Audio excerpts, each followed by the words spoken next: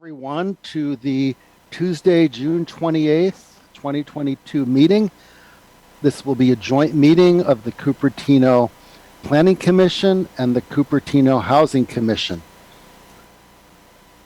And everyone on the agenda, it says how you can participate and how you can email comments, especially during oral communications. And may we have a roll call vote, please? Planning Commissioner Capil. Yeah, present. Planning Commissioner Saxena. Planning Commissioner Wong. Here. Planning Commissioner Vice Chair Maripatla. Here. Planning Commission Chair Sharp. Here. Housing Commissioner Bose. Housing Commissioner Cunningham. Here. Housing Commissioner Dawes. Housing Commissioner Vice Chair Kadachari. He's here. Thank you. Housing Chair Parrish. Here. Okay, can you report the results of the roll call? It looks like we have quorum for both commissioners with the exception of Planning Commissioner Saxena, and for Housing, Commissioners Bose and Dawes. Okay, very good. Let's move on. Next, we'll approve the June 14th Planning Commission meetings. So this obviously only the Planning Commissioners will vote on this, so take a minute. If you haven't already read the minutes, I looked at them, and I just want to say they're much improved over previous minutes, so I appreciate whoever was responsible for that.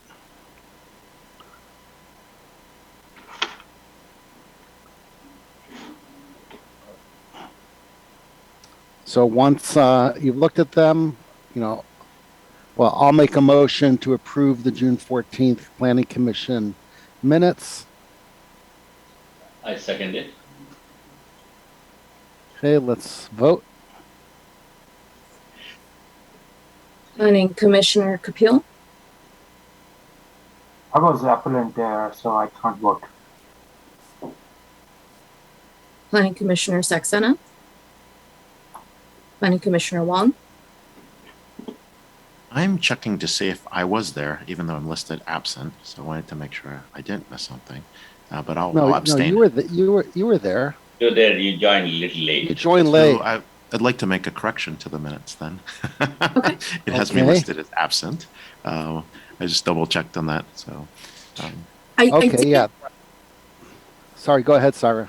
Thank you. If I may, Commissioner Wong, I did list you as arriving to the meeting at 8:46, but that is reflected later on at the discussion of the meeting. Yeah. Okay. Okay. Right. I thought Commissioner Capil was at that meeting. He was, but he recused for his item. Right. Okay. But I think he can still vote on the minutes, even though he recused on one item. I vote aye. Go ahead on that piece. So. Okay. Sorry. Go ahead. Yeah. Continue with the vote. Thank you. Planning Commissioner Vice Chair Maripatla. Yes. Planning Commission Chair Sharp. Aye. Motion carries 4-1-1. Great. Okay. Now we are on, there's no postponements. We are on to oral communications. This is where members of the public may speak on any item that is not on the agenda. So if it is on the agenda, I will stop you, but if it's not on the agenda, you're welcome to speak on it. You'll have 3 minutes. So far, I see one person with their hand raised. Welcome, Jennifer. Thank you, Chair Sharp. Hi, I'm Jennifer Griffin, and I'm glad you all are having this meeting tonight. I just wanted to speak on something. It does concern HCD, but it has nothing to do with what we're doing tonight. I'm really concerned with HCD and the Coastal Commission. There have been some indications that HCD may try to override the Coastal Commission. And to my understanding, The Coastal Commission has jurisdiction over anyone for 1 mile out to the coastline up and down the coast of California. My mother has owned 2 homes that were within, the Aptos home is within the 1 mile Coastal Commission area. And her other home was that she lived in for many years. So I'm very familiar with this, but I do not think that HCD is going to try to let the Coastal Commission exist in its current form. They have made innuendos that they do not think that in San Diego, there's a 30-foot high limit at the beach area that was from a voter-backed initiative from 1972. And HCD on June 20th said that they were going to allow a developer to build a development that is 60 feet high, which is within the 30-foot high limit of San Diego, which goes all the way up to La Jolla. It's 20 miles of beachfront. And HCD was blatant enough to say that state housing law preempted local law in San Diego, and that basically local law there was dead, null, and void. It was to that extent. I am very, very concerned that when we have wording like that coming down from a state agency, and that's what HCD is, a state agency, that we're running a mini Putinville. HCD has no right to supersede laws like that without an explanation. And an explanation is not that the law is null and void. That is not how you do teamwork laws in California. That would not be tolerated in a work situation, and it would not be tolerated in a family. So I don't know where HCD thinks it's going, but if it's going to try to buck the Coastal Commission, it's got a problem. Thank you. Hey, thank you, Jennifer. Next, we have Peggy Griffin. Welcome, Peggy. Good evening, Planning Commission, Housing Commission, and staff. I just want to thank you. I think it's very refreshing that the commissions are combined for this event, and I think I would like to see more planning and housing for housing issues, planning and Parks and Rec for park issues, planning and sustainability. The more eyes, the better, the more ideas, the better we benefit. So thank you all for attending, and thank you for this joint meeting. Okay, thank you, Peggy, for being so brief. Next, we have Lisa Warren. Welcome, Lisa. Thank you. Actually, Peggy took some of the words out of my mouth. So yes, thank you. And it's a bit like Hollywood Squares right now, which is kind of fun. Want to add that because we have not really stuck to the original schedule for housing element, and we keep I have yet to see a real schedule since the November 10th copy, which was changed immensely, but it does show on that the Housing Commission was to have 2 hearings after their initial study session, which was in December of last year.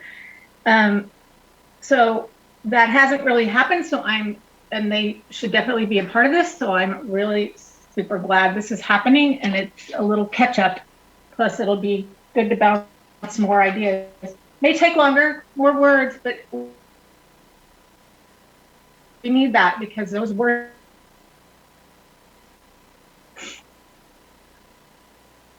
Sorry, Lisa, we're losing you here. I can't hear you.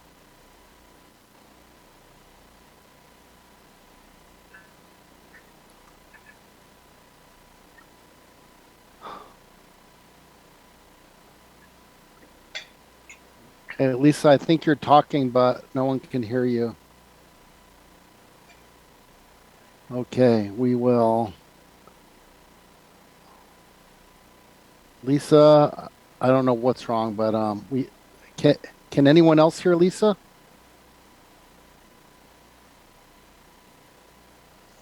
No, sir, we can't hear Ms. Okay. Warren.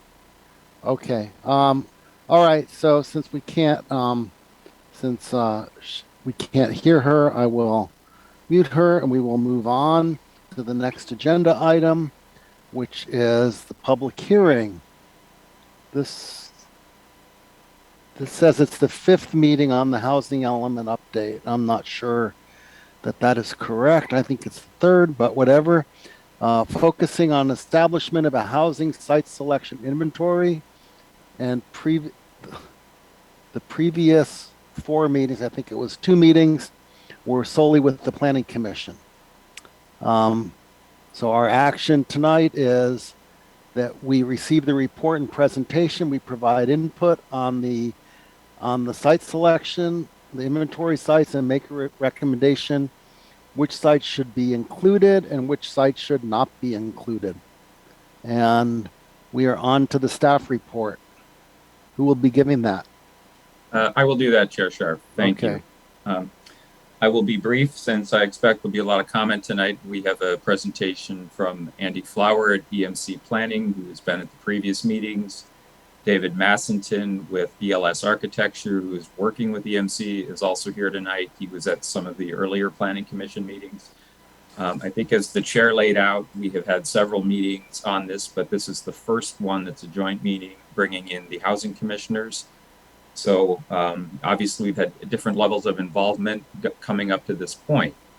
The goal of tonight's presentation is to have it follow essentially the materials that were in the packet. So the table that was broken down by neighborhood and special area that has the projects and the individual parcels will be going through the sites in that order. And this includes the tier 1 sites, which are essentially those that would be recommended. Those are the units that were identified in the staff report saying that we would have 1,871 units that would be needed. Those are just tier 1 sites, so sites that are on there as tier 2. Those sites were included in earlier meetings, but those numbers are not included in the staff report or any of the tables you'll be seeing for housing units. They're mostly intended that if there were an objection to tier 1 sites, that they could be alternate sites that would essentially backfill those units. So I'm not going to spend a lot of time because I know Andy is going to have his presentation to go into this. I would say as we go through the individual neighborhoods or special areas, it may be easier to ask questions about those sites at that time rather than waiting till the end. I think if there is agreement on the sites, that could just be simply indicated by the commissioners. And if there are questions that would result in changes, as staff, I would just like to get clarity that if a site is coming off the list or there's some question about that, how the majority feels about any of those changes, so we're able to accurately capture your comments and make the recommendation going forward to City Council.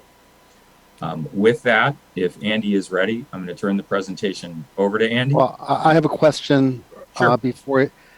So can you explain to the public, the number of, or is Andy going to do this, the number of sites we need, the number of pipeline sites we have, what a pipeline site is? I can give on that briefly, and we're certainly going to get into that in the presentation. In the earlier meetings we've had, we really talked about the total number of housing units, or the arena number of 4,588 that the city is essentially assigned through Hcd, which is the number of units that the city needs to provide in the 8-year housing cycle running from 2023 to 2031. And the presentation tonight, we're going to get a little more detail than that, is that within the RENA number, it's also done by income category. So very low, moderate, and market rate housing are in there. We're also going to be getting into what are pipeline projects, which in the city of Cupertino is actually quite significant, that over 70% of your RENA allocation, the 4,588 units, are pipeline projects. You have about a little over 3,500 units, specifically with the former Valco site and the Hamptons being over 3,000. So you can think of it in a sense as those are already sites that have their entitlements. They don't have building permits. They're not constructed. Those numbers can essentially be applied towards your RENA. So you can think about it in a sense, it's reducing your RENA. And as we get into this again, we'll also be addressing the individual income categories that in the city of Cupertino, the two to focus on the most, where you still have units that need to be provided outside of the pipeline units, are your very low income units and your moderate income units. These were not addressed in the earlier meetings, so we've tried to get a level of detail where you can take a closer look at all of those things. It might be easier, I think, if we get into this, because I know Andy's going to have some slides, but that's sort of the overview for people that are new to the meeting. If things aren't clear, feel free to ask questions as we go. So I think the big question, if we say, hey, we like this site, can we say we like it with, 50 VLI and 20 LI and 10 moderate, or do we just say we like it or not? Like it or not is probably easier. One thing to keep in mind is that the higher the density on the site, the more likely it is to be affordable, according to how HCD is going to view the site. So pretty much anything that's shown as 30 units per acre or higher, which a lot of the sites are 30 to 50, those are going to be better candidate affordable sites. That said, if you have particular comments, if you feel strongly that a site would be better to accommodate low or very low income units, I think those are perfectly good comments that we'd like to have. To get those preferences indicated, I think as the staff report addressed at the end, the next step in this is to start looking at housing policies. So we can be getting into discussions about things like, would we want to look at having overlay zones for affordable housing? So in order to develop things like that, it would be good to get feedback on if the commissioners have preferences for affordable housing sites. Okay, and I do see two commissioners would like to ask something before we start. And Govind, go ahead, be brief. Yeah, thank you, Chair. The question is actually meant for you. Since this is staff presentation, if we are going to go side by side, is there a point at which we can talk about the overall overview before we get into side by side deliberations? I have some comments at that point, so I just wanted you to keep it in mind so that we can before we get that's a good idea. When Andy does his presentation, before we get into the nitty gritty of the sites, we can have that opportunity. Okay, and then Sanjeev, go ahead. Yeah, actually, it's a question for Luke, and this is regarding numbers you have given. So there is a Hcd recommendation of a buffer of 15 to 30%. This 15 to 30% is over total RENA numbers, or is it on the balance? Because I believe the numbers you quote looks like 15 to 30% is quoted on the balance, not on the total. That's what my observation is. That is correct. It is on the balance and specifically on very low income and moderate income, because the city is already through the pipeline projects meeting the amount of low and market rate housing. So that 15 to 30 balance, which there's no number that's mandated, that's an Hcd guideline, that would be applied to two of the four income categories, very low and moderate. Yeah, but basically that applies to the balance, you say, right? Yeah. Correct. The balance, not the total RENA. That's correct. Okay. Thank you. Okay, Connie, go ahead. I think you need to unmute.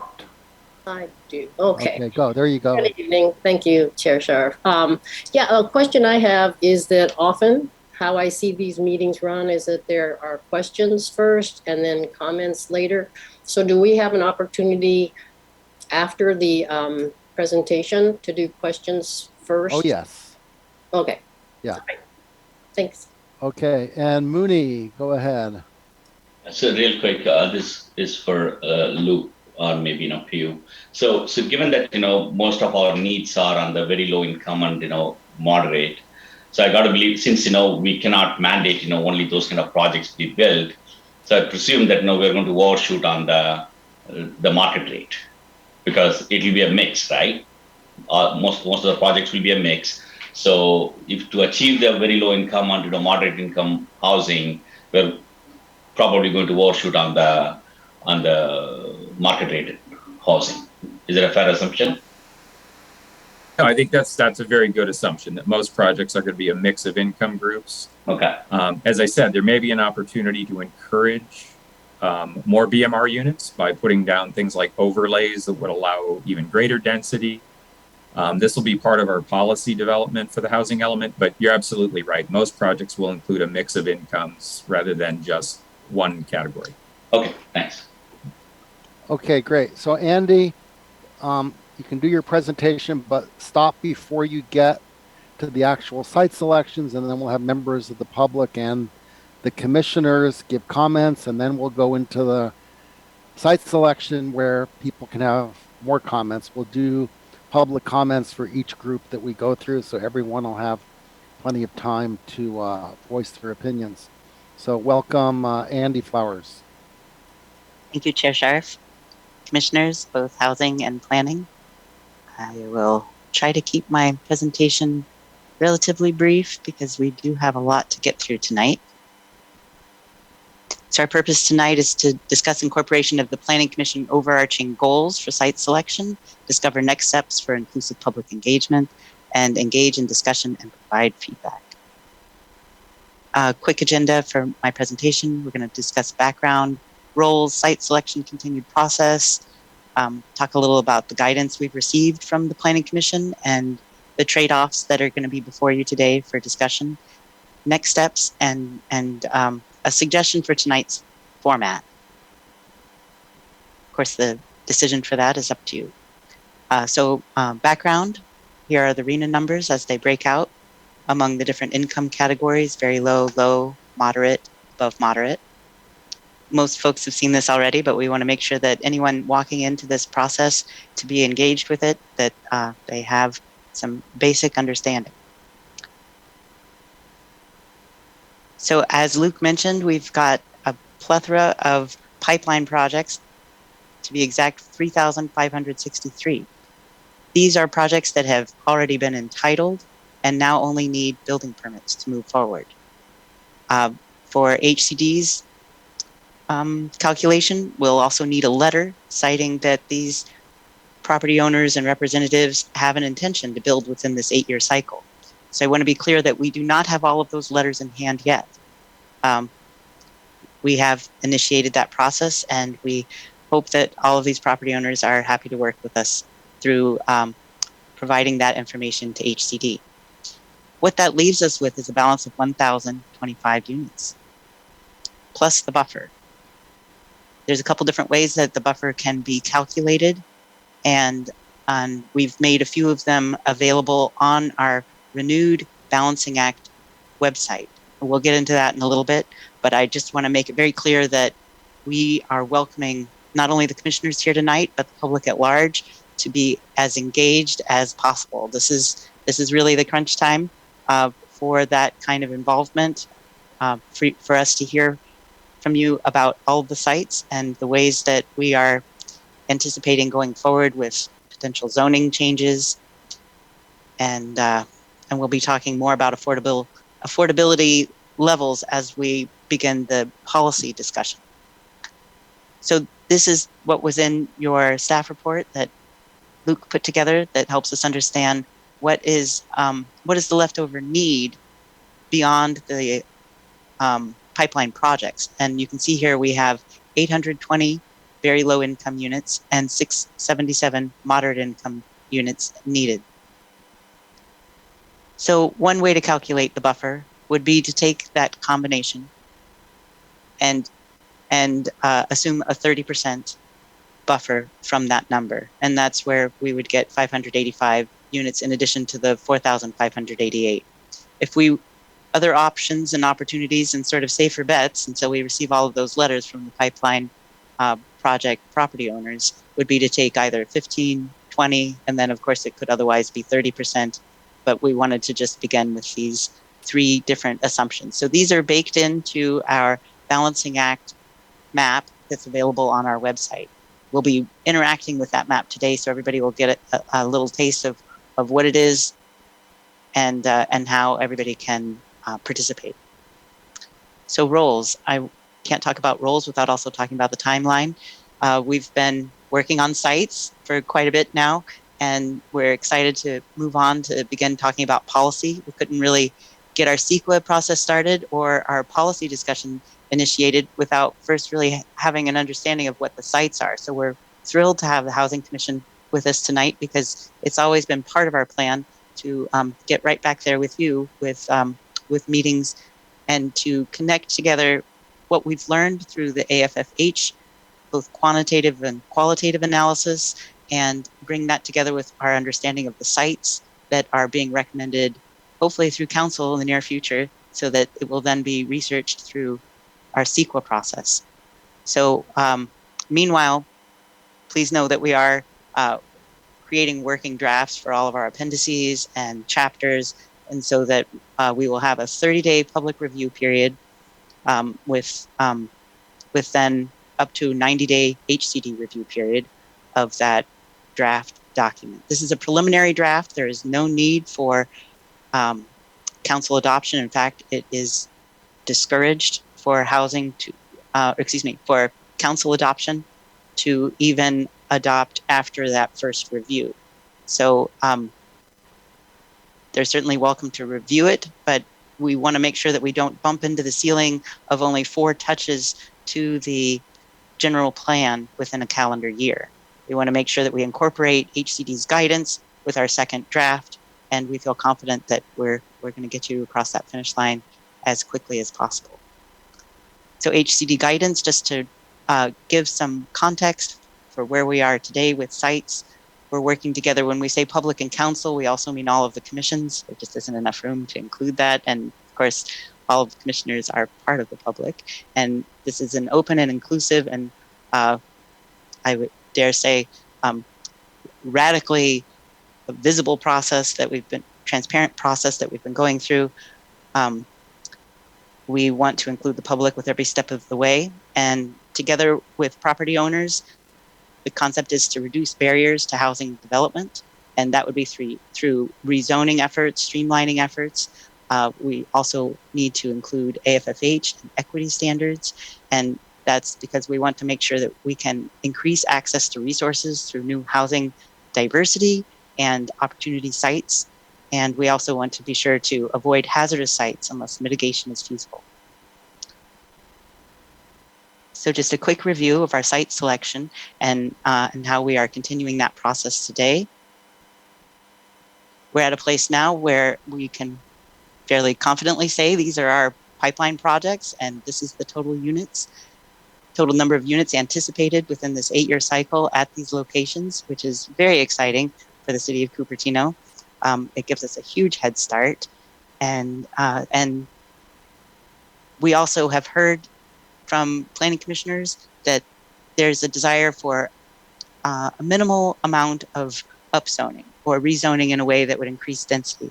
So we like to share this slide just to remind everybody that the more sites there are, the less amount of potential rezoning would be necessary or a density increase. The fewer sites, the upward pressure that puts on those few sites.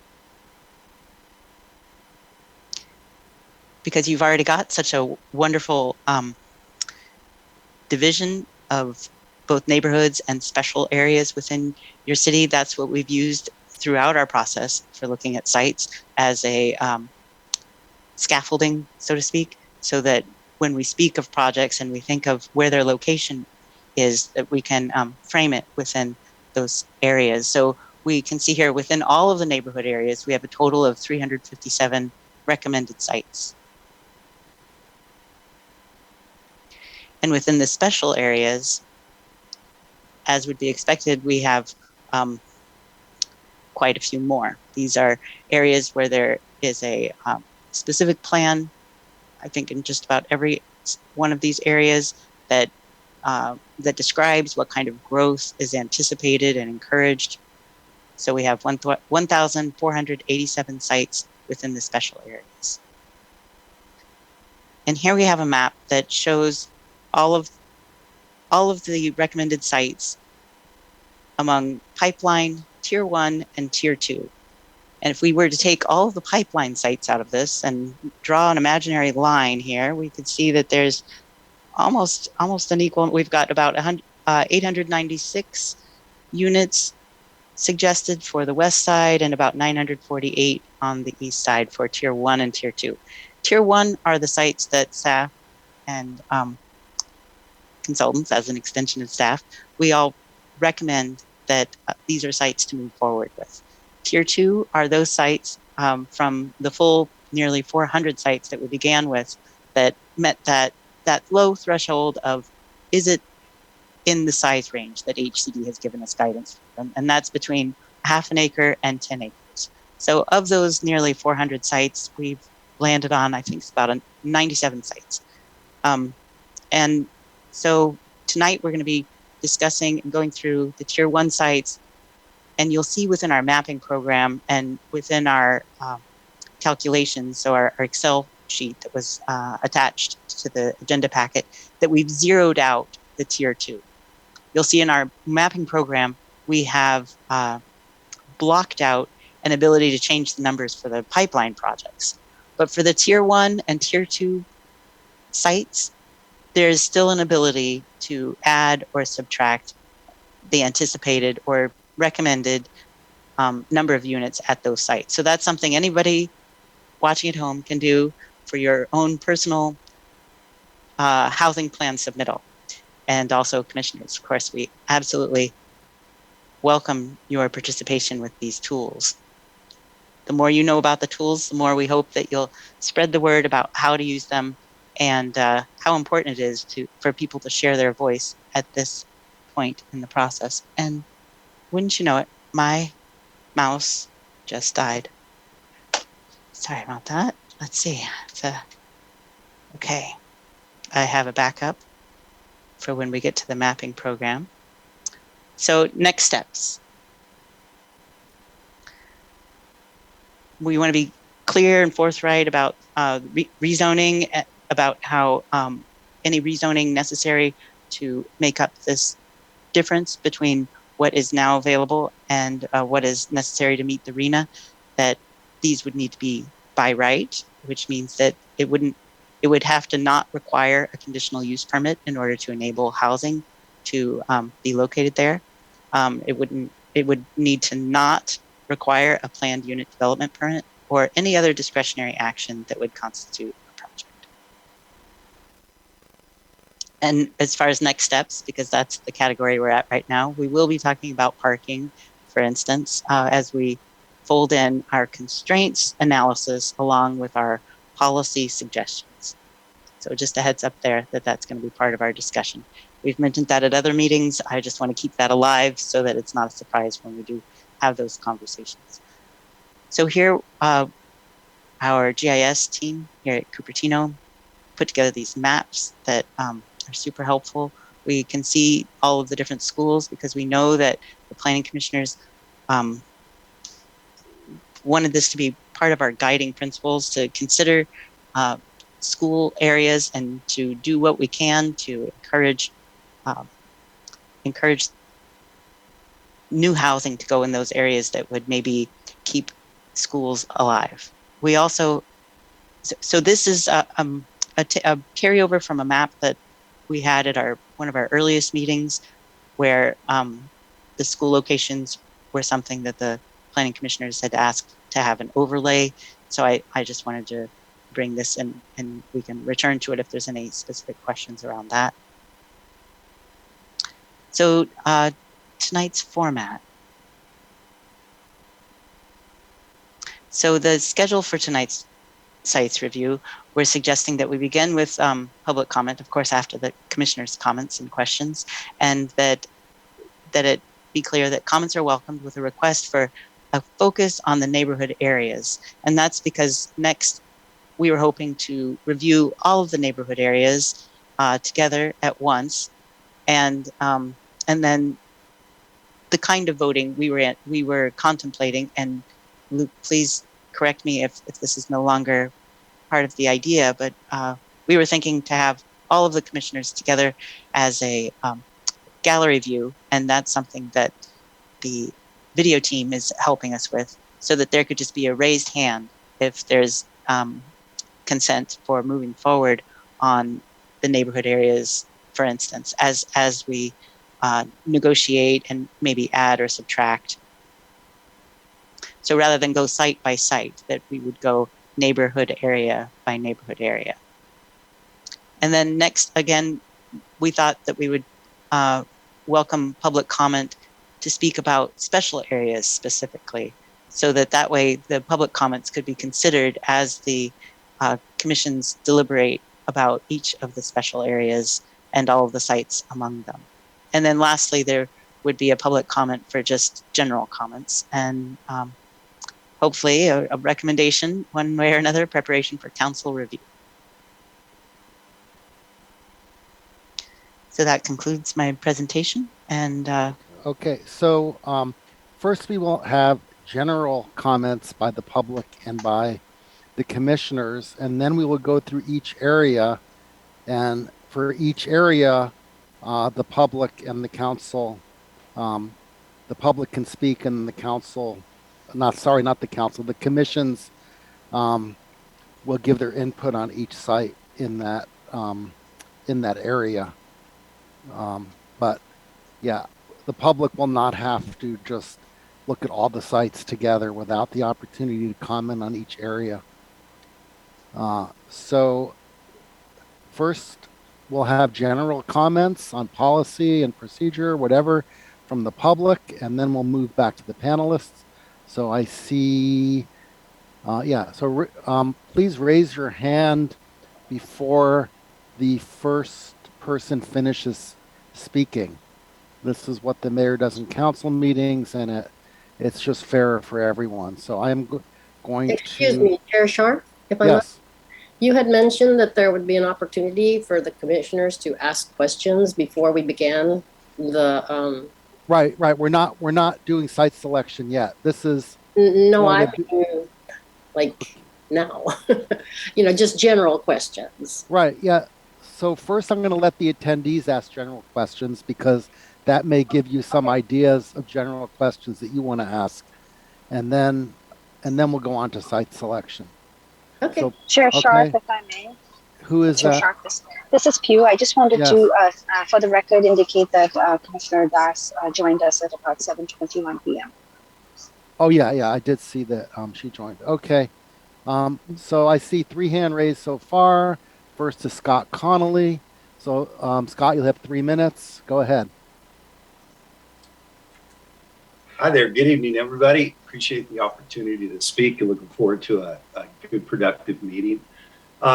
In tonight's agenda package, there looks like there's really 2 main documents. There's the site inventory table, and that's the Excel spreadsheet with addresses and APNs being really the only way to identify a property. And then there's the reference map for recommended sites that Andy showed. And this is a map with colored sites that really only show the pipeline, tier 1 and tier 2 sites, but no other information. Just in context of how an interested resident of Cupertino, is supposed to understand the specifics of what's being proposed without having to toggle back and forth between multiple pieces of paper. I think, if there's a way, and I've said this before, to identify on the map, there is a key ID map on the inventory table. It'd be great to have each site on the map labeled so that you could cross-reference with the Excel spreadsheet. In terms of detail of the site's inventory table, just a couple of high-level questions. The table lays out the proposed new minimum density, but doesn't give any indication of potential maximum density or any indication of height. These are details that are critical to residents that might live nearby these sites, but the site inventory table does not address those.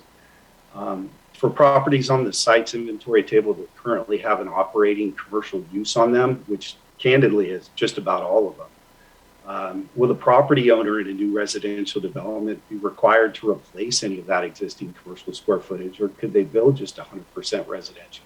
I think that's important for both landowners and nearby residents who frequent those businesses today.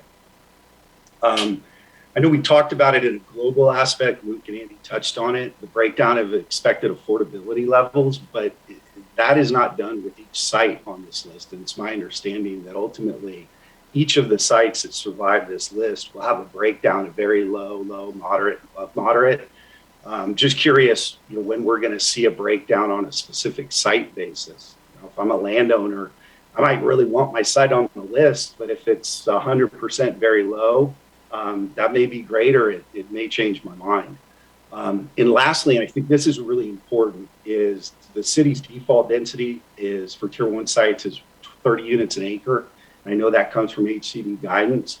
I'm curious what type of product the city would envision at that density. I mean, townhomes start to tap out at 24 units an acre, and a lot of these sites on the list are under a half acre.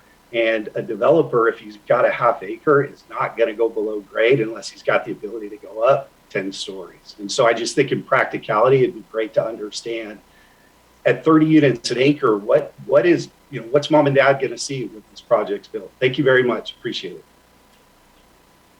Wow, thank you. Those were excellent questions. Pew or Luke or Andy, can you address those questions? Because I think many members of the public, including me, have wondered about why the height isn't there and about how a property owner or the city would dictate the number of units in each income category.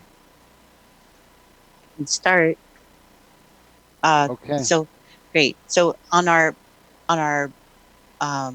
table, we did include stories. It's not the height, but I'm hoping that that is what ended up getting printed and collected in with the agenda packet.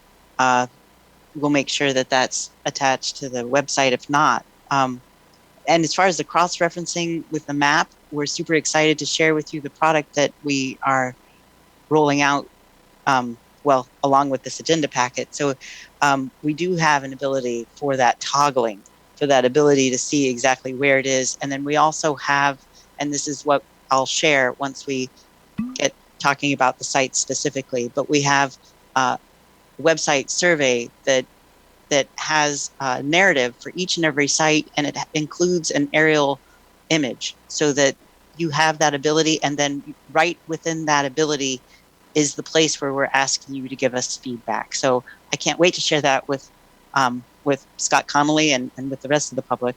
And as far as required to replace commercial, there is no requirement for that. Some housing element updates we've seen have displacement plans or policies in place to encourage an offset for any commercial property owner or lease holder that would have to be displaced with any housing that would get developed. And I do have my teammate here, David Masonton, who could speak a little bit to that question about at 30 dwelling units per acre, what kind of housing typology is that? David, would you like to chime in? And is that okay? Yeah. Before he does, I just want to say that using number of stories is way too vague because, someone may have 8-foot ceilings, 12-foot ceilings. They may have a roof with equipment on top that raises the number of feet above ground. So we really need to have actual height, not just number of stories. So I think just to give a general idea on that, when you're looking at the number of stories for residential, you can assume 10-foot height per floor. And if there's ground floor retail, that'll probably be 15 feet. So therefore, a 3-floor building would be 15 plus 10 plus 10, which would get you to 35 feet. Chair Scharf you're absolutely correct. That what the roof does and whether there's mechanical equipment may increase that height to a certain extent. But I think just for a rough order of magnitude, that's how to think about it. Andy, to answer your question, in terms of 30 units, the The commenter was correct that townhouses are under 30 units per acre usually, so you're going to look at essentially a multi-floor product here. Generally, what's penciling these days is townhomes and then maybe 4 floors of wood frame, probably not much taller than that. That certainly would get you up to 30 units per acre. It would get you more. It just comes down to a question about where all of that is parked. Okay. Let's move on. Did someone else have something to say? Jennifer, go ahead. Thank you very much. I appreciate everyone taking their time to try to deal with this total, you don't believe me, mess that HCD has dumped on us. Gavin lost my vote when he okayed SB 9 and 10, and I will never vote for him for president. I don't want this baggage dragged to the federal level. I am very, very concerned that every time we upzone property, even if you don't build housing, the value of the property goes up. Okay, and that's fine if you own property. If my home was upzoned into 50 units, I would be a much wealthier person. That's just how the law of things go. Whether these people build things or not, we don't know. But I'm going to just put the full blame on HCD at this point. They are the villain. They are the statewide villain. And the inflated RENA numbers, whoever created that is another villainous group. But this is not going to go down lightly in this city. This is going to have repercussions for years to come. And if HCD and the state thinks that people are not going to be insulted by this, then they are very, very wrong. I would even vote as another party for a president because I will never vote for Gavin ever again. And I have politicians that I will never vote for because they are backing SB 9 and SB 10. In this situation, getting down to this, in another city, there were 2 churches that wound up on their housing element site. The churches and the parishioners did not even know that their churches had been listed. I know because one of them was my church. A shopping center was put on that list. I don't think the owner of the shopping center even knew it was there. Now that you talk about an insult to a citizen of this state, your church is put on a housing element list, and I'm not going to blame the city, and that the HCD does not even have the courtesy to tell people that go to that church for the last God knows how many years that they want to build housing on a church site. Give me a break. This is the state of politics in this state. It is so blatant, money grabbing. Valco in the Hamptons are not going to build very low income housing. That's not going to happen. So I will also say there's 2 sites on Stevens Creek Sorry, Boulevard. Jennifer, you're out of time. Go ahead, Liana. Good evening, commissioners and staff. Thank you so much for this meeting. I sent my comments right as the meeting was getting started, and I included a slide. Is it possible to show that slide? Let's see. Let's see if I can get this for you. Yeah. Thank you. Okay. Can you pause the timer? Yeah. Thank you. Yeah, reset the timer. I won't take very long, but it's not much point without showing the Okay. slide. So thank you. 1 minute here.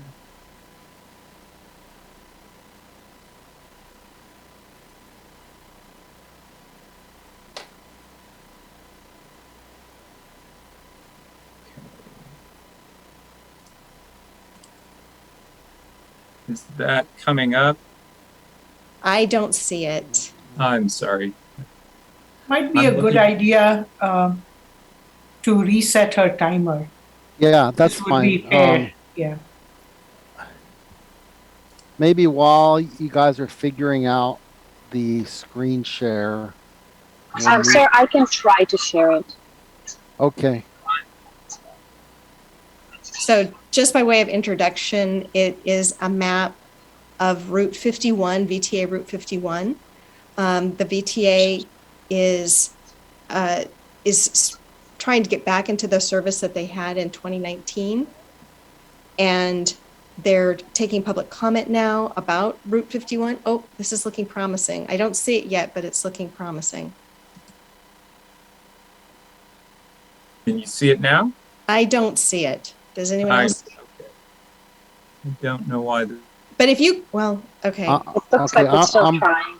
I'm bringing up that slide. Oh, this is with all the handwritten stuff on it? Yes, yes. So let me see if I can share my screen. So someone is already sharing their screen. That's Luke. Luke is screen. Yeah. Okay, well, I'll stop Luke and I'll try because I think I can get it. You guys see it? No, there it is. Thank you so much. Okay. If you could just scroll up a little bit because the bottom part, it's fine if the title doesn't show. I just want to see the lower part of the map. Thank you. Perfect. So I included this slide and I identified some of the sites and some of the neighborhoods. This is obviously a very rough effort, but you know, in the goals that were discussed, Andy was sharing about access to resources for our sites and also trying to balance east and west development. I just wanted to make sure that the commissioners were aware that some of these sites are very, very close to an existing VTA route. I counted, very rough count, about 25 different sites. This route, 51, runs from West Valley College all the way up into Mountain View. It's a really, really useful route. Unfortunately, it doesn't run often enough. It runs about every hour, I don't know, 7 to 6, Monday through Friday. But it's an extremely useful route. And I just hope that it's possible, as we're thinking about adding more homes, adding more people, and trying to reduce congestion, that maybe there's an opportunity to, you know, work with Saratoga and Los Altos and even Mountain View and say, hey, this would be great, a great transit addition on the west side that really could help us unlock some housing. And so I've just included this here. It's for your reference. I really appreciate what you're doing, and I really do appreciate the effort to kind of disperse more housing across the community and not just concentrate it in the northeast corner. Thank you so much. Okay, thank you, Liana, and I will stop sharing and go back to Peggy. Welcome, Peggy. Go ahead. Good evening, commissioners and staff and EMC. Thank you for this presentation. Tying into what the previous speakers mentioned about distributing the housing, I'm requesting again that you consider sites on Stevens Creek Boulevard, just west of the post office, in the area behind Starbucks. If you can upgrade, these are older buildings, and you could do retail on the bottom, housing on the top, and not lose anything. Again, also on Stevens Creek Boulevard on the south side, across from the post office, between Orange Avenue and the railroad tracks, there are several older buildings that could go up, you know, another story and add housing. On Bub from Stevens Creek to McClellan. Even if the owners have not responded, you could use them as tier 2. You've added bikes and a nice bus route, pull over. It just fits. Also, in the previous April 26th meeting, there were errors in the presentation and the materials, and they're still there. There are 4 that I can point out. School overlay is missing Lawson Middle School. Number 2, site 3A is not in Garden Gate, it's in North Blaney. The map is missing site 3B on Mary Avenue. It's the ELI site. And site 9A, one of the parcels it's on North Blaney and I-280. Public storage, there's a residential home that keeps getting included. And Pew said that the owner was not interested in being in this. And yet twice now in the two presentations, this poor homeowner who probably doesn't know it is about to be put on the housing element. Please fix these errors before they go to the city council. Also, I want to reiterate what the first speaker said about a resident not knowing density doesn't mean anything to me. Height, I'm concerned about some of the density in certain areas, and I'll speak in those different neighborhoods, but thank you. Okay, thank you, Peggy. And Pew, can you comment? I think you mentioned prior to the meeting that house that's not supposed to be in the housing element has finally been removed. Is that true? So if I may clarify my comment from last time, I said that while we have not spoken to the owner at the corner of North Blaney and, oh gosh, I think it's Catherine Alexander, I think that is her property possibly, but she would probably not be interested. We have not talked to her about her interest at this time though. So if you haven't talked to her, why is it there? This is a recommendation. Again, if the planning commission does not want to include it, I think it might even, it's something that could be taken off the list. It's a very small site. Okay, well that's a good, going to what Jennifer said. I mean, is it normal to put sites into your housing element where the property owner has not expressed an interest? Is that something we can do or should we do? I will let Andy speak to that. In general, though, it is such a small site that, it made sense from a broader perspective because there was a larger site behind it, property, which is why it was included. But again, the planning commission can certainly take it off. All right. Well, yeah, we'll get to that question after the public's done. Okay. Lisa Warren, welcome. Okay. I'm getting a message, and I've moved all over the house that my internet connection is unstable. So hopefully you can hear me. Yeah, you're a little shaky there, but okay. Go ahead. So I guess I'll just do bullets then. I really appreciate every time Scott Connolly talks because he says what I want to say, only in a much better way. And he knows, comes from the side that knows best. Stories versus height. I don't buy the comment that, oh, I'm sorry, David, but we need height. We don't need stories and unknowns. We need height. And to me, that's not negotiable. Schools are talked about. And by the way, the number of units per acre, the number 30 has been thrown around, but in the heart of the city area on the east side, that's where all the heart of the cities are dumped, it seems. There's some others, but they're all 50 per acre. So we are talking in a already very concentrated and high density area, thanks to Valco, et cetera.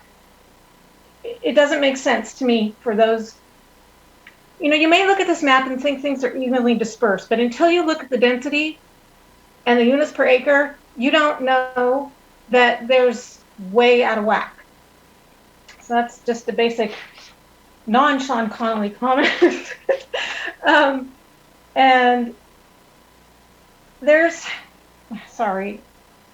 I think it's important to also consider the tri-school area number 2 on the east side, because we're going to have construction at Valco for 10 years with horrendous traffic, machines and dirt and trucks, etc., everywhere, and yet there are very high density sites being suggested in the same area across the street and near the schools. And how can this all be going on at the same time? I think there has to be a real eye-opening look at, what else is going to be going on construction wise, and can we even manage all this at the same time if people start dripping in with their identified properties at these high density levels and the work that needs to be done? We always hear about the tri-school area on the west side for safety for kids. Well, I'm telling you, there's forever been a tri-city area on the east side, Sedgwick High and Cupertino High, and these are all there. So please consider the number of units and per acre, not just the sites. It's very important. Okay, thank you, Lisa. You're out of time. And now we will bring it back to the panelists. And first we have Sanjeev Kapil. Welcome, Sanjeev. Chair Sharp, if I may, yes. We did get an email from Cupertino for all. This was before the public hearing was started. Maybe Luke, if you can read that. Yeah, go ahead. You know, I did not see the Cupertino for all email, Pew. I don't know if it's something you could forward. Let me go ahead and check that. So I thought I didn't have to forward it to you.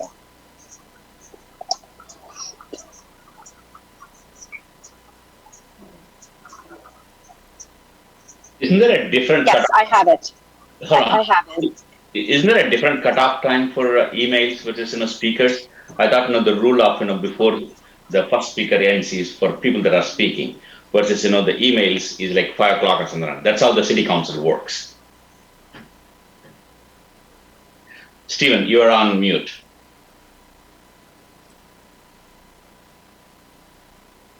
Sorry. So I did get that email at 6:52. It did not say it was for oral communications or what it was for. So Pew or Michael, what is the rule on reading communications that don't arrive during that open time for public comment? I thought this was just for all the commissioners to read.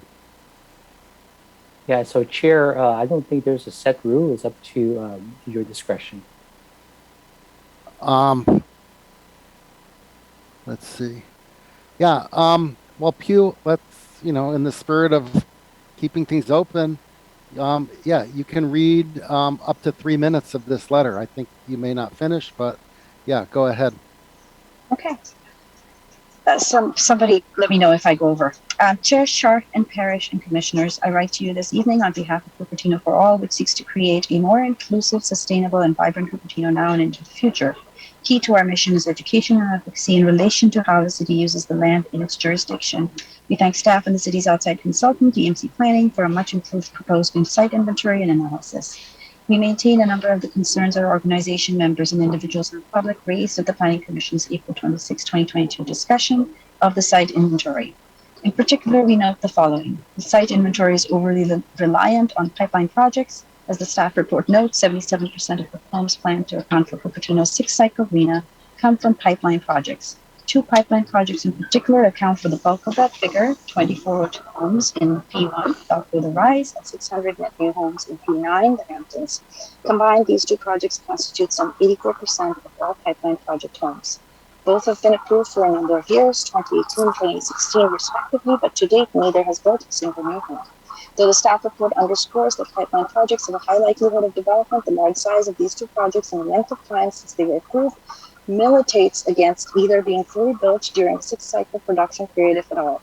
We encourage staff and EMC Planning to demonstrate how the city will facilitate the full build-out of these homes over the 6th cycle if Cupertino wishes to count these sites to HCD's satisfaction. The staff report notes the potential infirmity of including some of the pipeline project sites. It quotes, "We have yet to secure letters from all pipeline project property owners stating their intention to build their homes by 2031, but are in the process of doing so and expect to have responses from the property owners confirming their intent to proceed with their respective projects." EMC Memorandum Attachment C.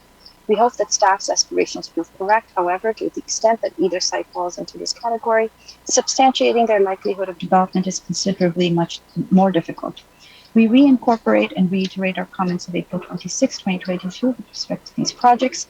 The development agreement for the Hamptons is long and now stale. We question whether the economics that underpin this project application at the time it was brought still prevail today, and we encourage the city to undertake an economic feasibility study if it wishes to include the cantons.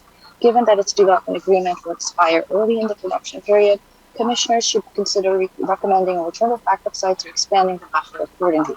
Similarly, Rise Valpo now, which is 4 years since its original approval date, given the unusually large size of this project and the regulatory hurdles it has encountered, the city should discount the number of units it proposes to include by how many are likely to be built by 2031.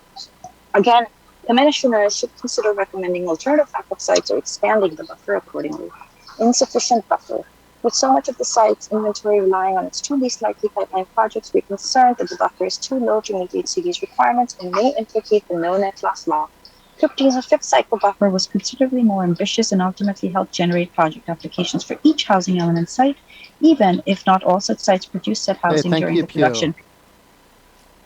Okay, now we are back to panelists.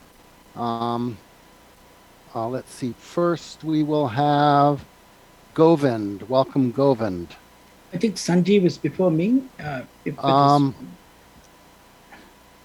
don't see Sanjeev's hand raised anymore. Oh, okay. But I think you were right. I think I called on Sanjeev and then he lowered his hand when I was interrupted. No. So Okay, I will. yeah, Sanjeev, you go first then. Yeah, can I share the screen? Actually, I did some data munging on whatever was sent by, I think, Luke or maybe you, I don't know. You should have the ability to share your screen. So let me make sure. I think you should. Do you see my screen? It's coming. Yep, go ahead. Yeah.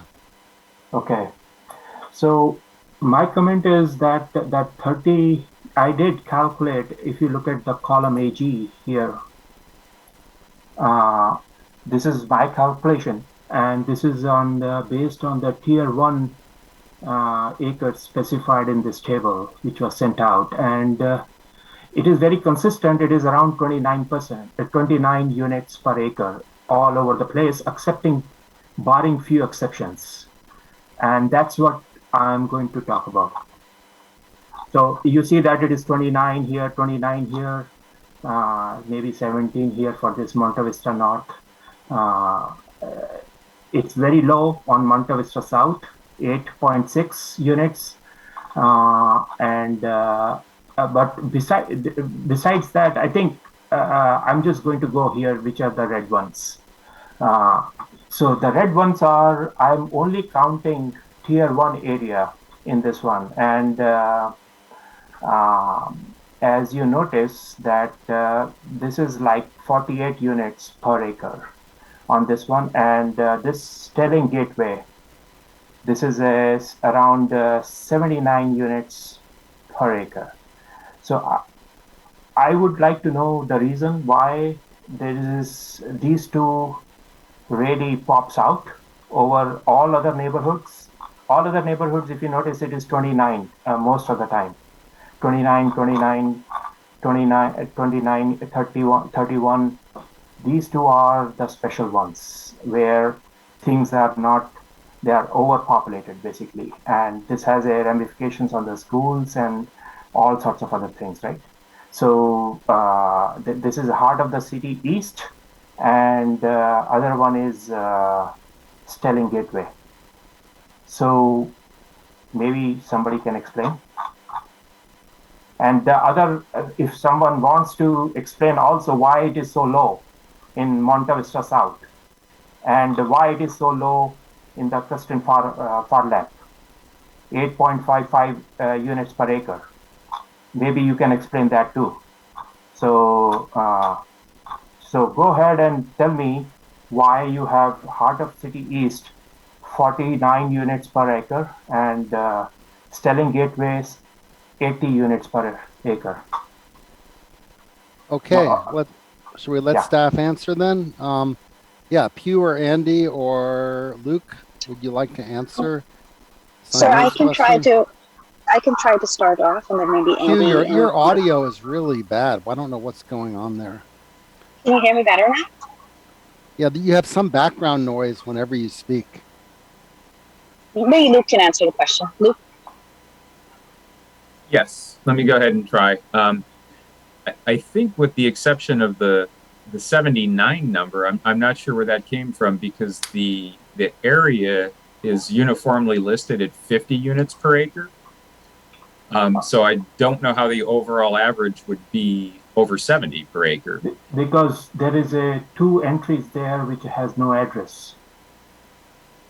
If Okay, you notice in Sterling Gateway, the last two entries has no address altogether, and they are contributing to 1.74 acre and 1.64 acre. So the total area in that is basically 8.91. So even if I removed no address portion, then it became to 79.56. If I include the no address portion, then it becomes to 49%.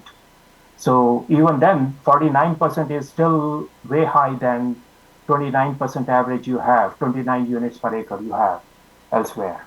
So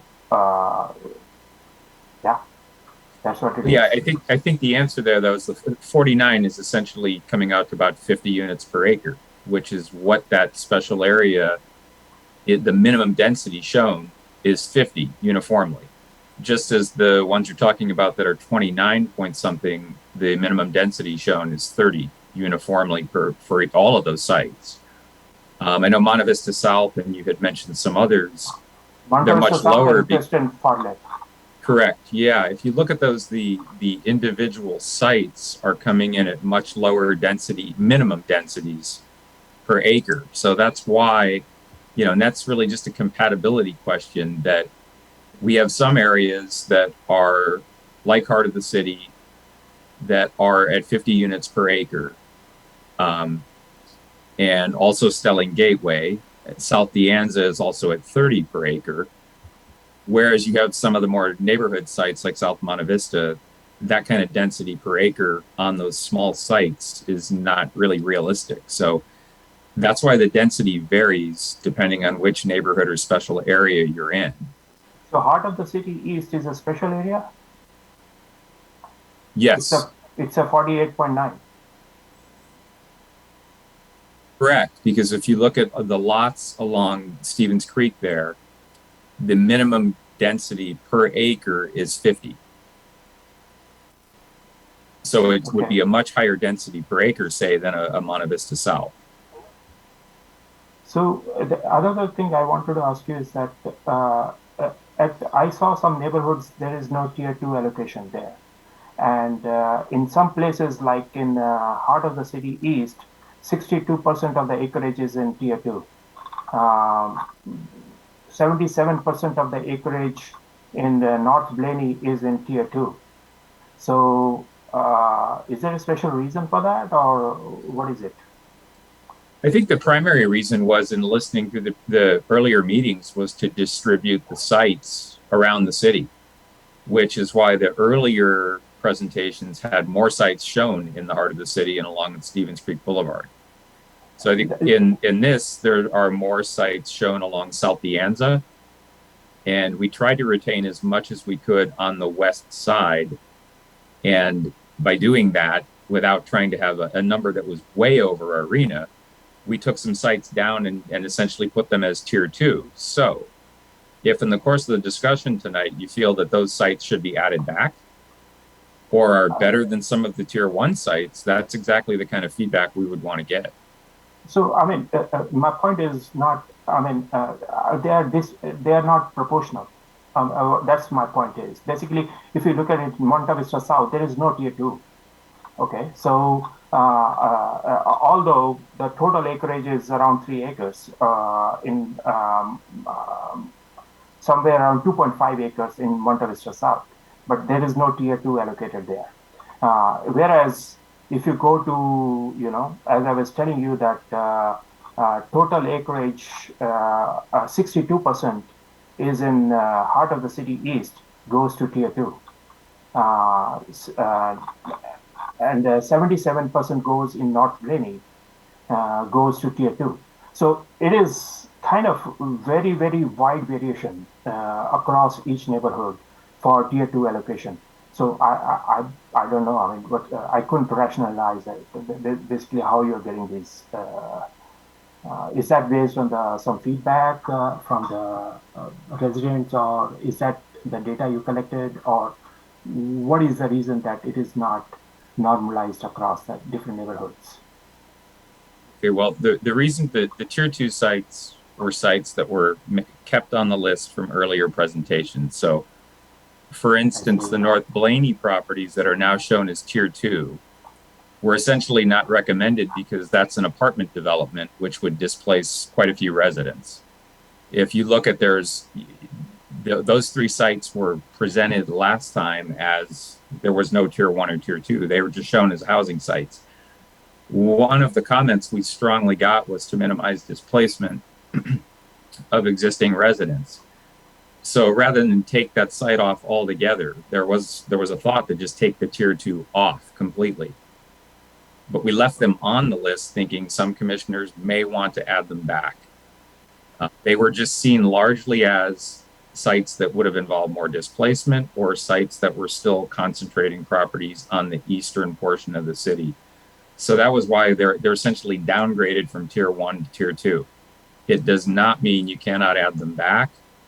Some of the smaller areas don't have a tier 2 site because they didn't have very many sites to begin with. So we tried to retain all of them. So one exercise I did was that I added tier 2 area to some sites where your number of units per tier 1 percentage was very high, per acre was very high, like in heart of the city east, where you are approaching 50 there, okay? And if you add tier 2, that percentage goes down.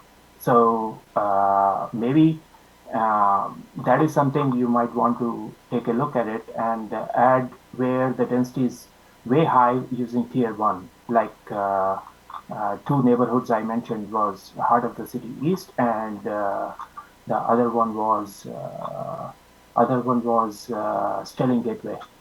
So yeah, I mean, although Sterling Gateway doesn't list anything as tier 2, but it gives no address for 2 of the properties. So just to keep in mind. And that has an effect on other things, right? I mean, it has effect on the school density and all those things in those neighborhoods. That's my comment. Thanks. Okay, thank you. Now we move on to Govind. Welcome, Govind. I have 3 maps which I sent for screen sharing. Is it possible for Chair or Luke to bring them up so that I can, or if you want, you can allow me screen share. I can. You should have the ability to screen share, I would think.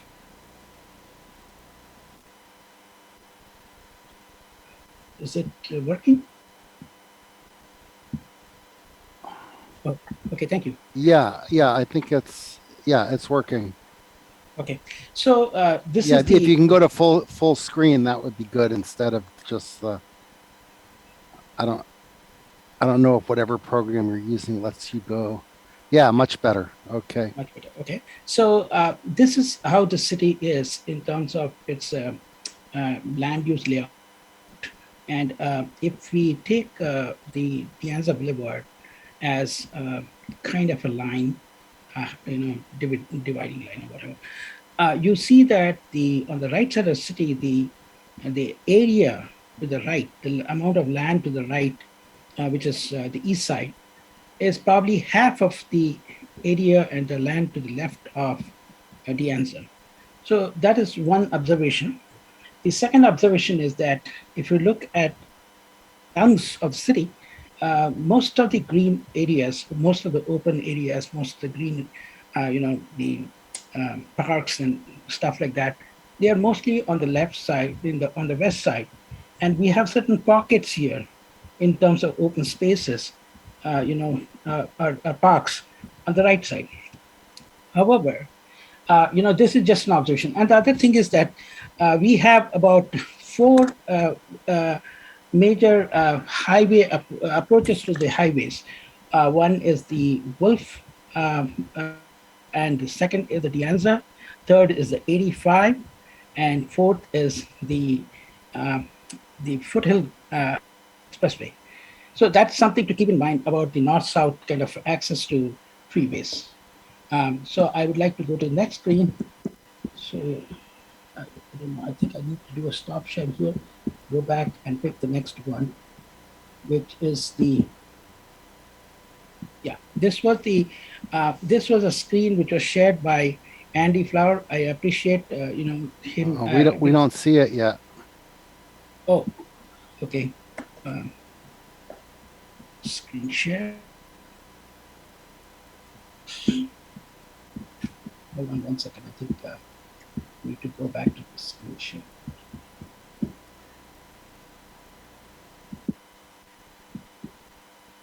And then. Okay, it was coming and then it went away. All right, there we go. Okay.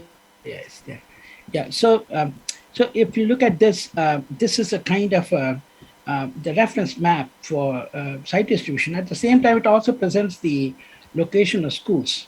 So it's very interesting because we can see that there are certain schools on the right side, especially the high school and middle school and stuff like that. And then we can see a similar layout on the left side.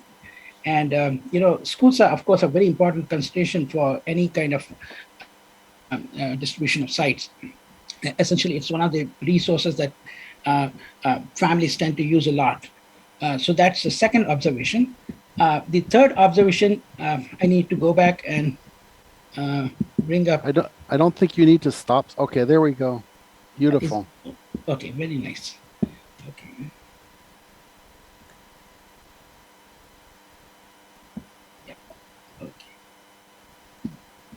Yeah, scroll up a little bit. So, yeah, there we go. Okay. So I looked at the current allocation of, how the inventory list actually divides the units on the what is called the east side and the west side. So as I mentioned before, the east side is half in land area compared to the west side. And if you take the sum total of the units, the site inventory on the east side, of course, the pipeline projects are a major chunk. That's 3,002. Then we have the neighborhood areas, which is 190, and then special areas, which is 758. Add up to close to about 4,000 units on the east side. If you scroll over to the left side, on the west side, we have pipeline projects with 534. I think one of them is the Marina project. Probably the Westport, and then there's the neighborhood areas is 167, especially 729, adding up to 1430 units.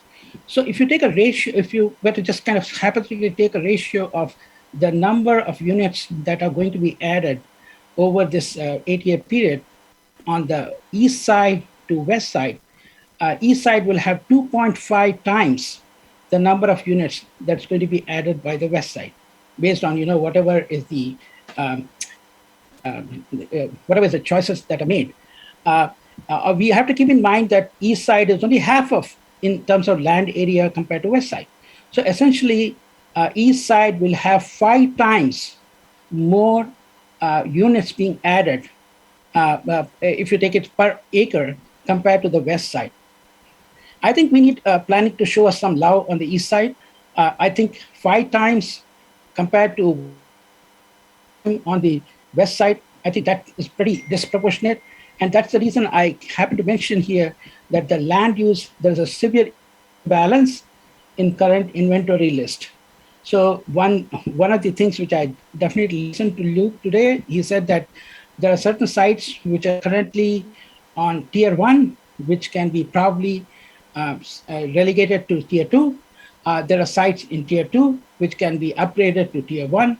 So if there's a way by which we can kind of bring some balance, because we can't change the pipeline projects, but we can definitely go ahead and do a little bit of reorg of the sites that have been selected for neighborhoods and special areas. So here I have another comment. The very idea of neighborhoods and special areas was based on the idea that, in the neighborhoods there are people who are living, and special areas are kind of a mixed use kind of thing. But once we have housing, there's absolutely no difference. A special area and a neighborhood area both have housing. So why would something be a special area if it is going to have housing?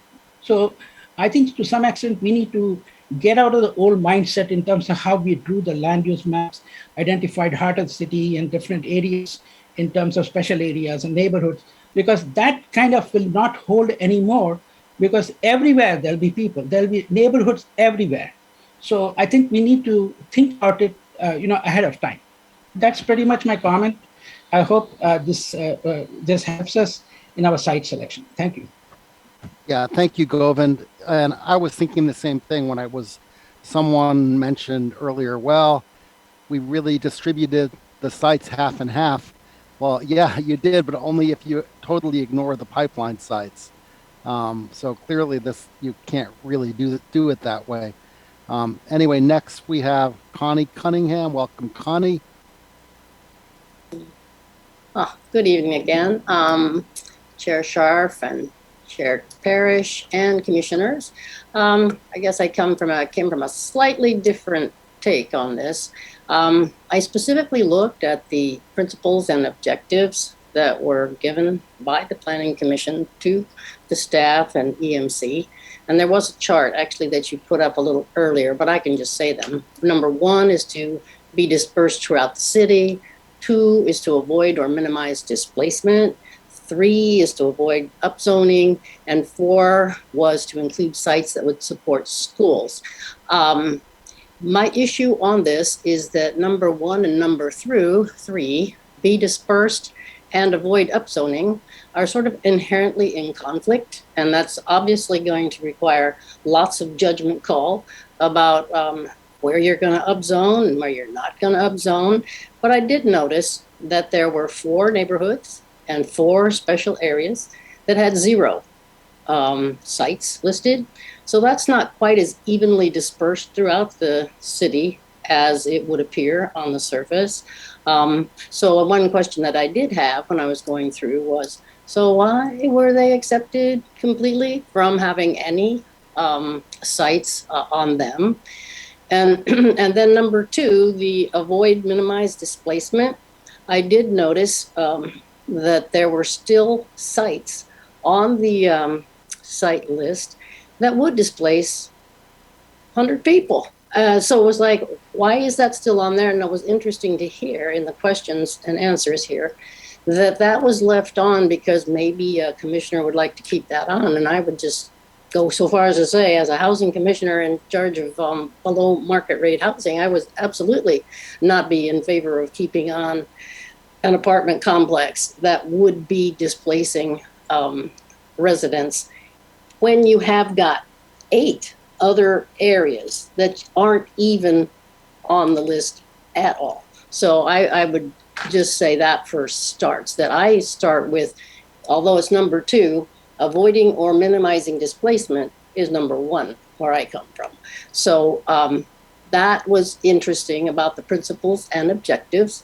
I have an example, but of the one, but I wanted to get down here to my other question. What were the reasons for the exceptions? I was curious how those 8 areas got an exception. And then I also noted that on the spreadsheet, there aren't any estimates for how many units the tier 2 properties could add in total.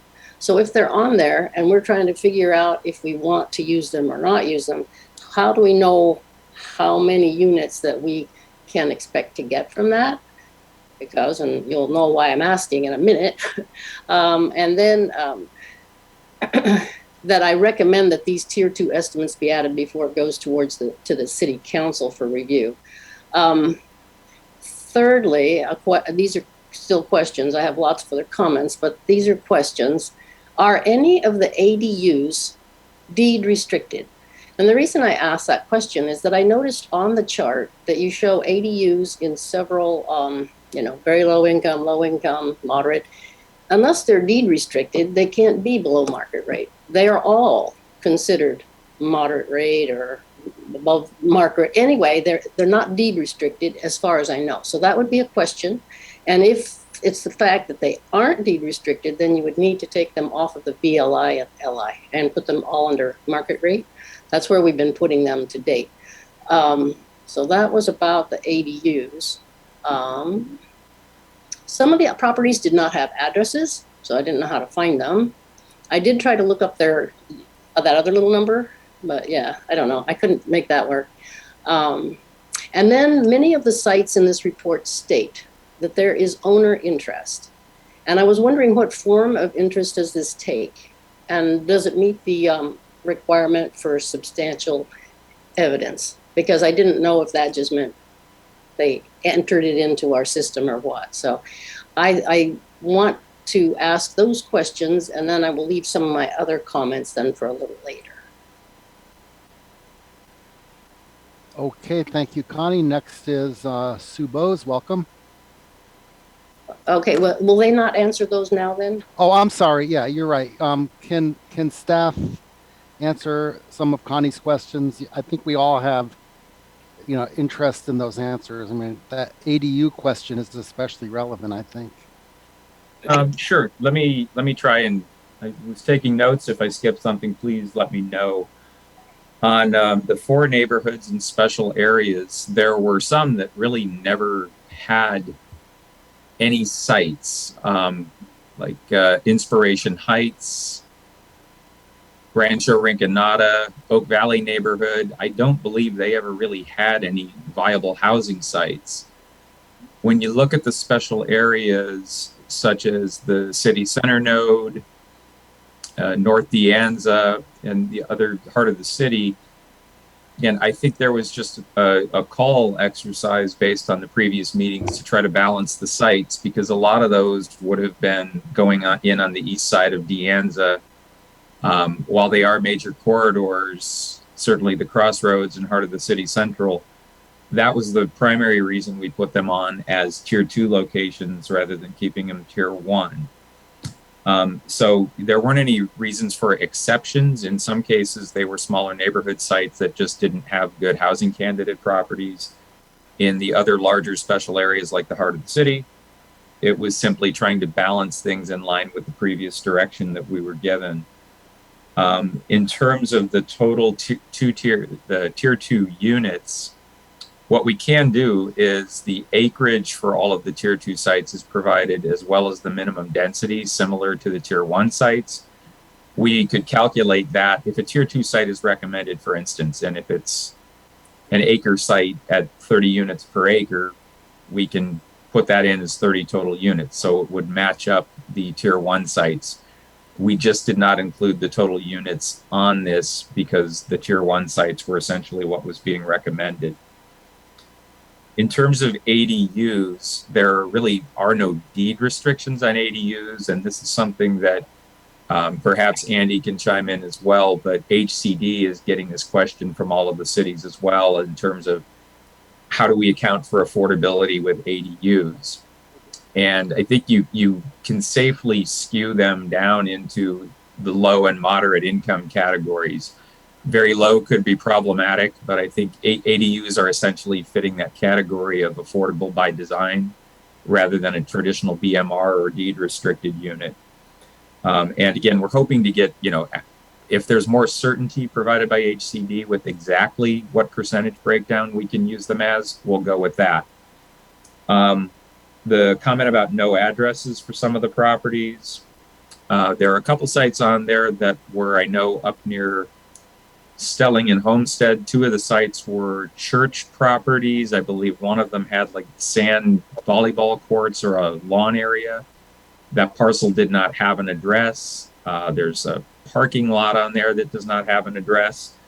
So they're generally sites that don't have a structure or an independent use on them. They're kind of working in conjunction with a larger property. And the Mary Avenue site that's on the list is part of the right-of-way right now, so that does not have its own APN either. In terms of owner interest, we had a form that property owners could submit to us. I believe we got between 50 and 60 of those that would indicate whether or not you wanted your site included on the housing inventory. Many of those sites are here. We had some owner interest sites that were not going to be good candidates. Either the lot was too small or it had a single family home on it. So it really was owner preference. Some people had fairly defined ideas with what they'd like to see done with their property. Others that submitted the form simply indicated that they'd like to be on the list. So I think that touched on all of the questions. It really did very nicely. Thank you, Luke. I appreciate those answers. Could I just ask a follow-on? When you were talking about the owner interest, one of the reasons that piqued my interest was that all the way down South Pienza, like there's a lot of, that goes from Stevens Creek down to Prospect Road. And there were a lot of properties, including Yamagami's, which is a nursery, and there's an old saddlery and a number of businesses down there, which that had said owner interest. And so I just noticed them because I drive by there so often. And I have to admit, I thought that was San Jose. So I kind of, oh, it's the other side of the street that's San Jose. That side of the street is still Cupertino. I knew about Kiku Sushi and the coach house and the gas station, but in any case, all that aside, I noticed that there was property owners' interest on a lot of them. And that's what I was particularly curious about, if all of those businesses had turned in a letter. And so thank you. That does help me understand that situation better.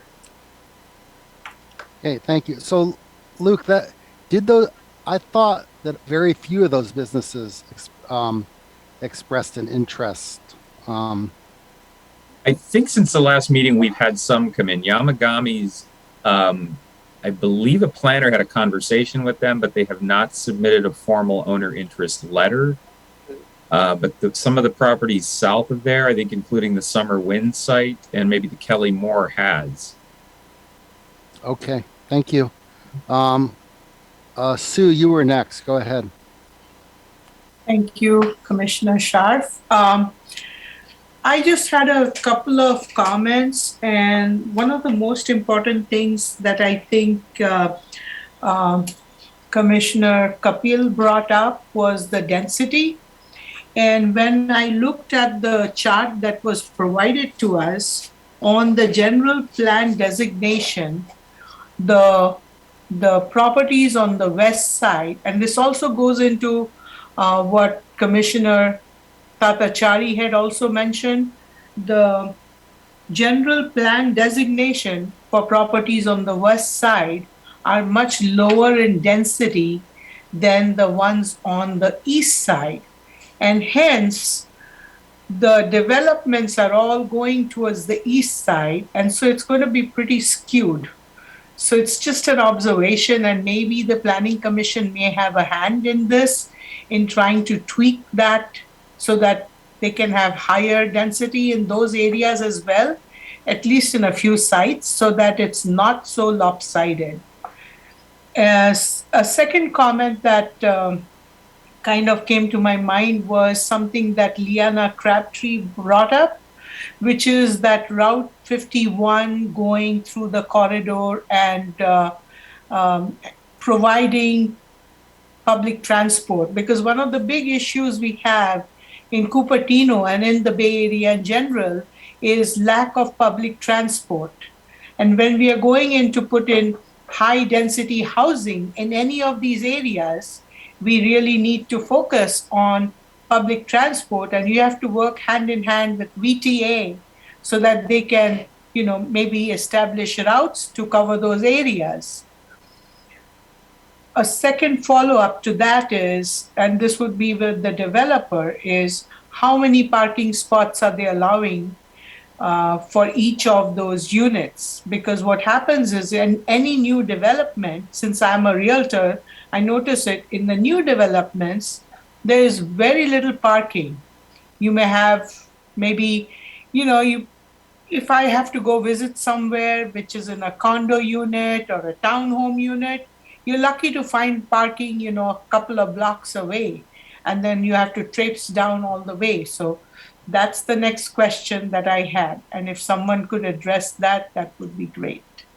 And thank you very much for doing this joint meeting. I think this was very well served for the community, and it brings all our resources together.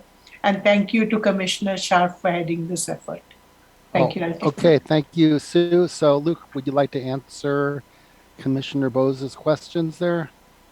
Yeah, I think it seems like the majority of the comments went to parking, and right now there's nothing proposing changing the city's existing parking standards. I think the commissioner is correct that as you get increased density, and you're seeing it in a lot of cities where they're kind of flipping parking from providing parking minimums to going to parking maximums as you get more urban scale development. That's not something that we've included in this. We're really just looking at the unit density for now. I would make a pretty safe assumption that for some of the higher density sites, nearly all of them are going to request a density bonus and would probably be looking at parking reductions of some kind from what's allowed. But you know, that may be something as we look at the rezoning for these sites that we revisit the parking requirements at that time, especially where you're getting 30 to potentially 50 minimum per acre developments. And I think the second question the Commissioner Bowes had also went to just concerns about density. You know, again, I think the sites on Stevens Creek and I believe Homestead, Stelling, Gateway, they're higher because you're dealing with larger streets and right-of-ways that would be more accommodating to that density. South Yanza Boulevard also has 30 per acre, but if the commission has comments about trying to balance the density out, we welcome that. You know, the one issue we have to keep in mind when we submit to HCD is that we need to be having a realistic density for each site. So if we were to have smaller properties in largely single family areas and we're putting high densities on them, it would not really match up for a realistic density for properties like that. So this is an effort to try to get the appropriate densities spread over each neighborhood or special area. But all comments are welcome, as I said. So the reason I brought that up was unless the Planning Commission, and this is only in the powers that be is in the Planning Commission's hands, as I understand it, to increase the density.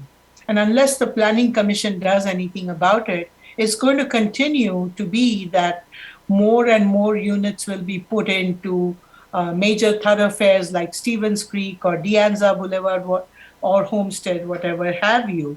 So the comment I made was actually trying to put this in the minds of the Planning Commission that they should think about it for the long term, maybe not right away for this particular element, but maybe in the long term, because unless you do that, you're going to be skewed. There's going to be single family homes lopsided on the west side, and there's going to be condos and townhouses and everything else on the east side. So that was my comment, the reason why I brought that up. Well, okay, next we have, oh, go ahead.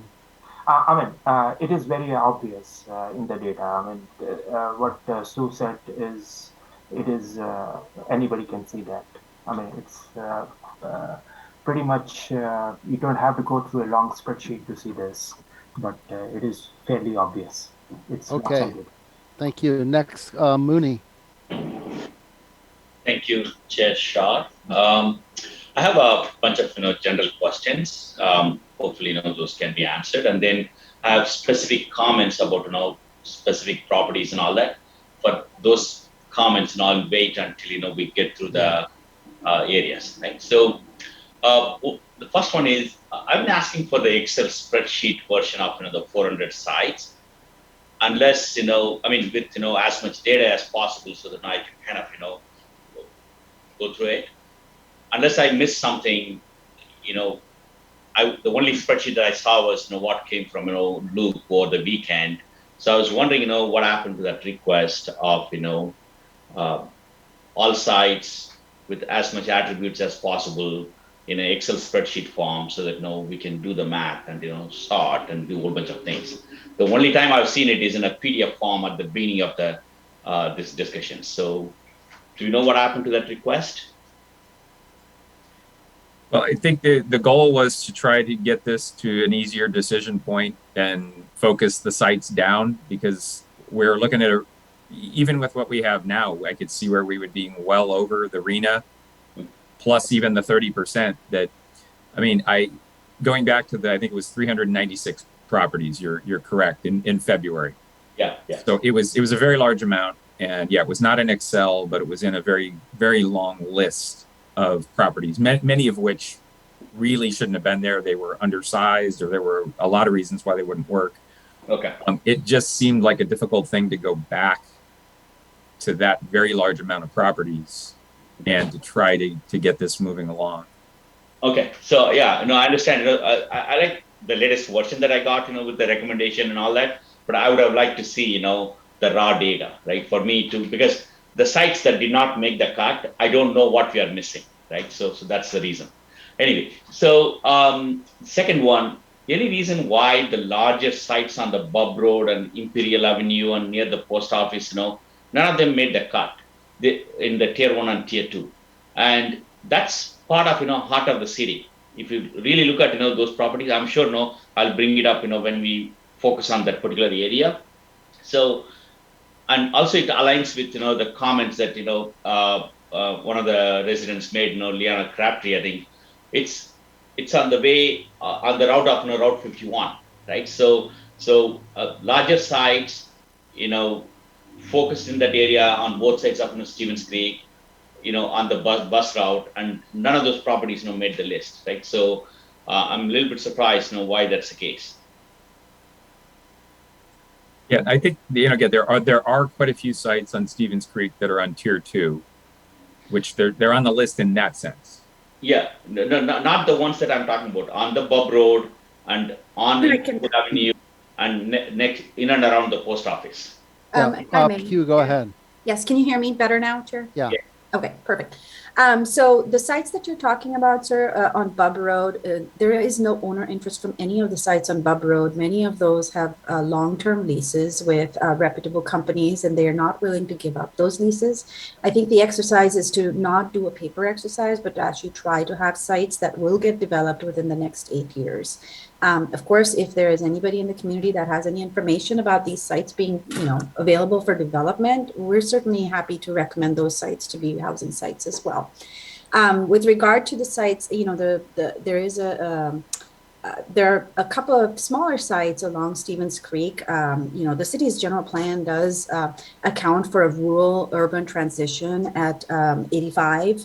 And there is the densities around the post office are about 12 dwelling units per acre.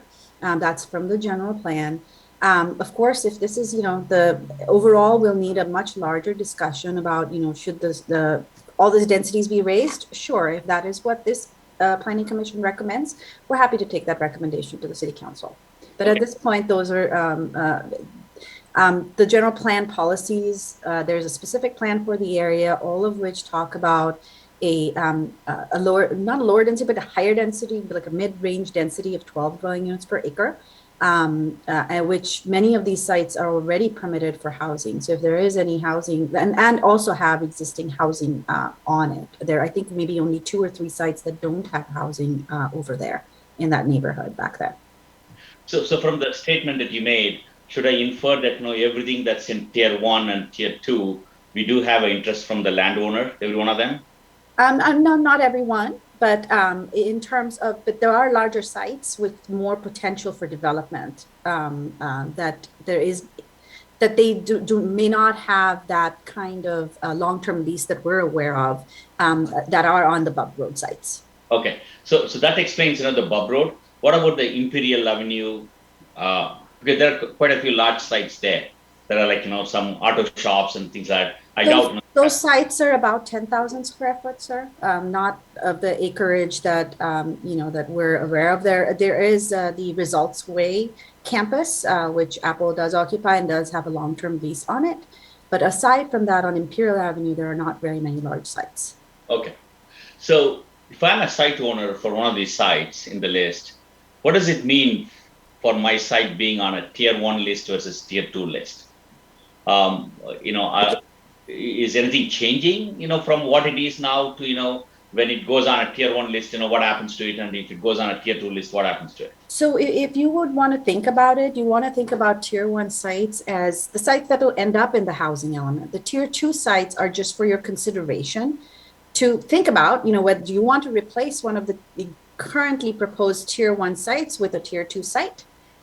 you could actually make the decision tonight to not move forward with any of the tier 2 sites, when we would just move forward to be in the housing element with only the tier 1 sites, if that is the decision. But that increases the density. The intent. My question is more like, is the zoning designation going to change? Right? Not tonight, no, but the intent would then be that when the housing element is adopted, that there would be concurrent changes to the general plan land use density, to the zoning, to everything related to that site, to allow development to occur at the densities that are being considered tonight.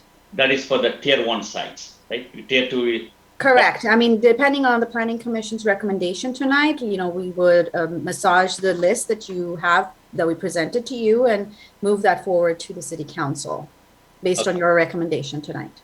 Okay. And then on the pipeline project, what happens, I heard somebody mention about, we have to get a letter from the property owner that they're going to do the project, right? So what if you don't get a letter from one of those owners in the pipeline? So Hcd guidelines currently state that as long as we have approved those projects, and those projects are, active, meaning that they're approved up to a certain date, we can take those according to their guidelines. We can use those as pipeline projects. Okay. That is what they say in their guidelines. However, HCD might decide, they make that call about whether we can or we can't. Okay. So they have to, ultimately, HCD has to buy off on whatever we tell them. And if they don't, then that's a problem. Okay. Thank you. Those are my questions. I'll hold my other comments, when we get to the specific sites and all that. Thanks. Okay, Tessa, go ahead. Hi, good evening. Thank you, Chair. So a lot of my questions have been answered, but I did have a concern, and the same comment about the density and the amount, the number of sites on the west side, not let alone forget the density. So my concern was in watching other housing updates for other cities, it was made and really pointed out that in consideration for the fair housing and the intent to distribute and not, they showed one particular city showed the affluent area, part of the city, and then the lower income. And it was very obvious where the housing was indicated. And they specifically said, we need to balance this. This is what fair housing was intended to do, was to balance so that it wasn't one side to the other side. That's the new, if I understand correctly, the HCD concern with fair housing is concerned with that. So I heard what Mr. Connolly said about we couldn't increase it because it's not appropriate. I'm assuming it's infrastructure as well as, the size of streets. If we cannot increase density, which I understand, we need parking, we need everything else, then I would like to see an increase in number so that we do have a more balance if we cannot increase density, at least in that regard. And I'd like to see anything we can do to get that balance there for, however, of course, with what Mooney said, which those areas would be great. But I have heard, my next question is, the letter from owner interest, is that a new guideline from HCD? That's one of my questions, because if it was, then they're basically asking us to pretty much get the commitment from the full RENA cycle from every owner. That would not be very practical. I think that given a year's time, that's almost impossible to do. So I had heard from some people saying, well, we don't know what's going to happen. We select a site that would be good based on all the factors that are appropriate. And then now I'm hearing a letter of commitment. So is it just for the pipeline that requires a letter, or is it for everything else? That's it for now for my questions. Thank you. Luke or Pew, do you want to? I can try to answer Chair Parrish's question about the distribution of sites. Let me share my screen here. I just wanted to take a moment to go over this map, which is from I believe it's called the Institute of Othering and Belonging. It is a TCAC map, which shows what is the highest resource areas in Cupertino. The legend on the right side shows the entire area in Cupertino to be within the highest resource area. So for a city such as ours, where every area in the city is considered a highest resource area, I think HCD is less worried about where and how the housing is distributed.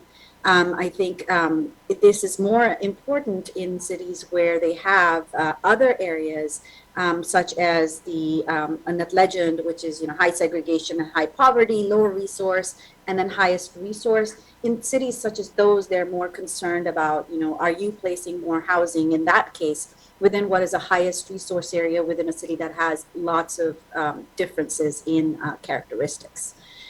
So for a city such as ours, HCD is probably not going to be as concerned about the distribution. That is, of course, that is something that the council and the commission might, certainly consider, but that is not what HCD is worried about. They just want the city to add more housing.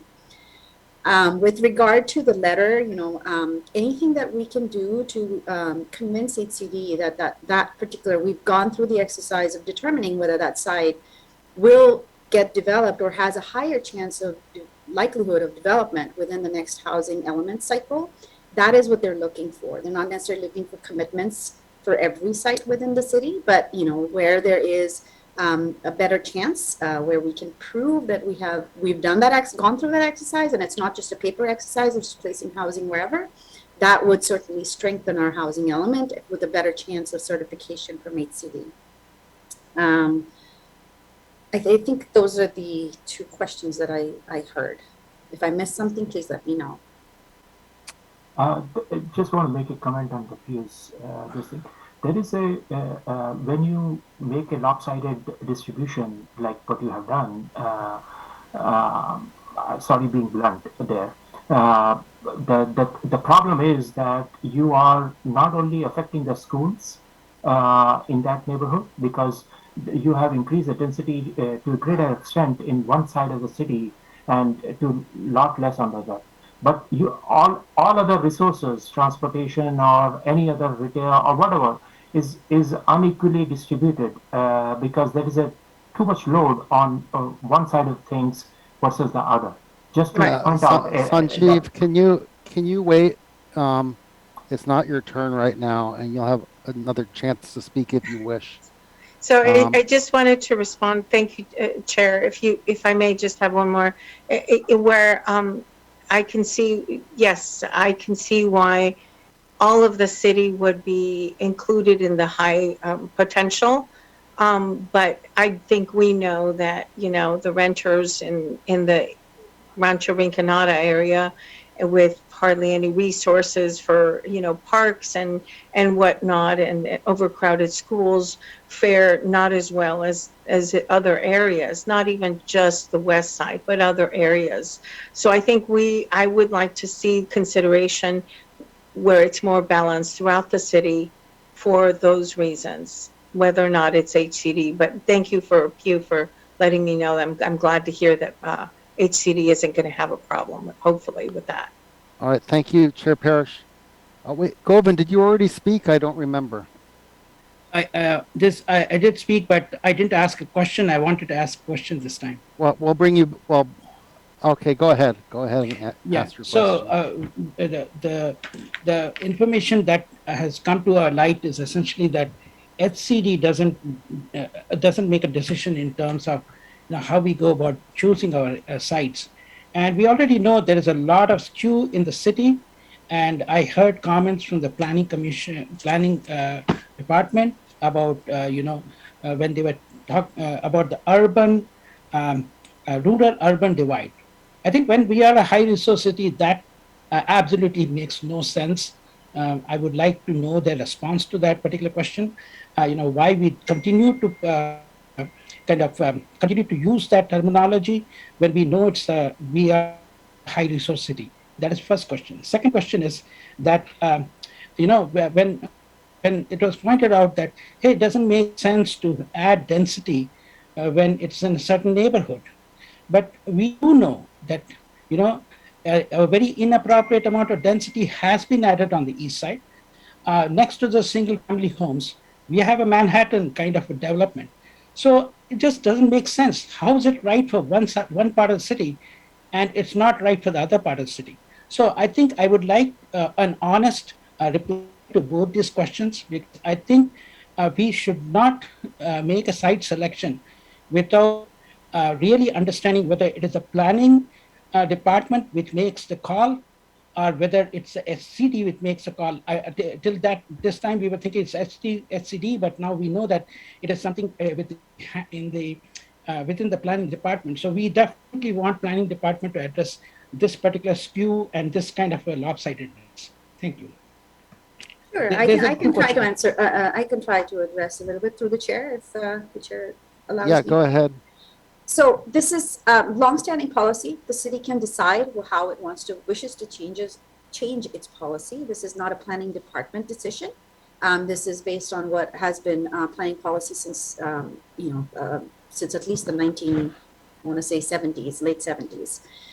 With regard to the on the west side, why was it chosen to be rural? That is something that, the policymakers from A4 can tell us about. However, I will state that the topography of the west side does have a lot of hills. As you know, there's the foothills, there's a high fire severity areas, which disallow, high density development on certain parts of the west side.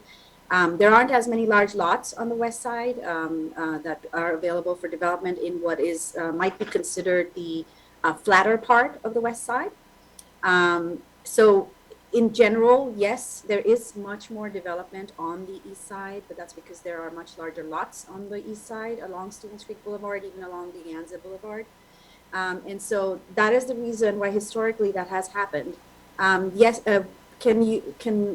we've looked at the entire city in terms of what's available for development, what the city might buy off in terms of development. And that's all presented to you tonight in our recommendations. But there aren't any sites that are, 4 or 5 acres that Hcd will buy off at 50 dwelling units to the acre. There has to be a reasonableness in terms of picking sites that are higher density and where they're located. I'm surprised because we are talking about fair housing. How is it that we have a 5:1 ratio between east and west? Where is the fairness in that per kind of allocation of sites? I mean, choice of sites makes a lot of difference. Density is not going to, magically add itself. So I think we have to resolve this issue of having a higher density, 5 times the density addition on the east side compared to the west side. I think definitely, I don't think the answer that I heard today is in any way convincing me that we are doing the right thing. Thank you. Okay, Commissioner Wong. Hey there. Thank you, Chair Scharf and Chair Parrish on the housing side for having this. I'm got a number of comments and questions. I think it's probably easier to answer them as I go along instead of read you the litany of the list. My first one is just, I was taken aback. In the interest of fairness, I think it would be important to read some of the other letters that were sent on time. It was a bit bizarre to have a very late letter read and not to have any other input from the other letters read. It feels a little bit of favoritism, and I hope to hear from others. So I hope sometime in this process we do that. I thought that was very bizarre for a late letter to be read. I know that's part of the rules, but I think it's usually part of the rules. I also want to comment that we are very fortunate to have pipeline projects, and having them there makes these process and makes it much more viable. I know it's a crapshoot, honestly, to guess what Hcd is thinking. I think everyone's been trying to do that for the last 20 years, and we really don't know. So I think we can guess, but at least the pipeline projects seem more valuable, and we're very lucky and fortunate to be able to have those in place to help us get to some of the numbers, and I think that's good. I am appreciative that staff has stepped up to address some of the issues we've had in terms of getting information organized in the right way, reaching out to the right people.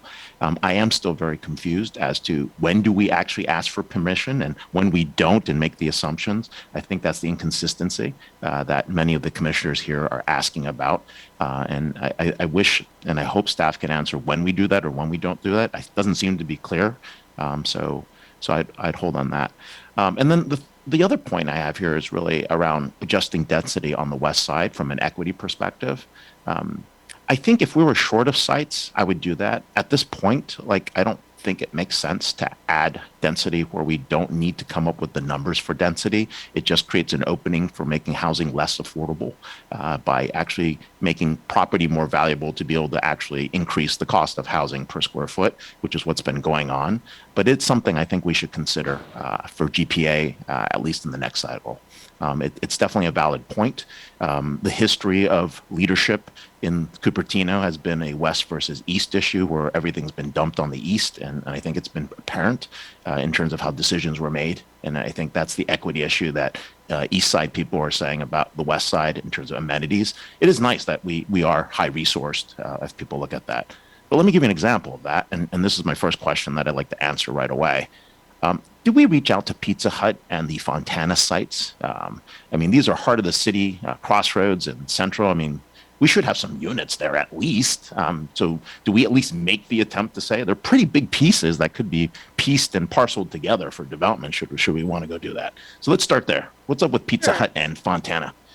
We did reach out to Buyer Properties that owns both of those sites. And, yep, same owner.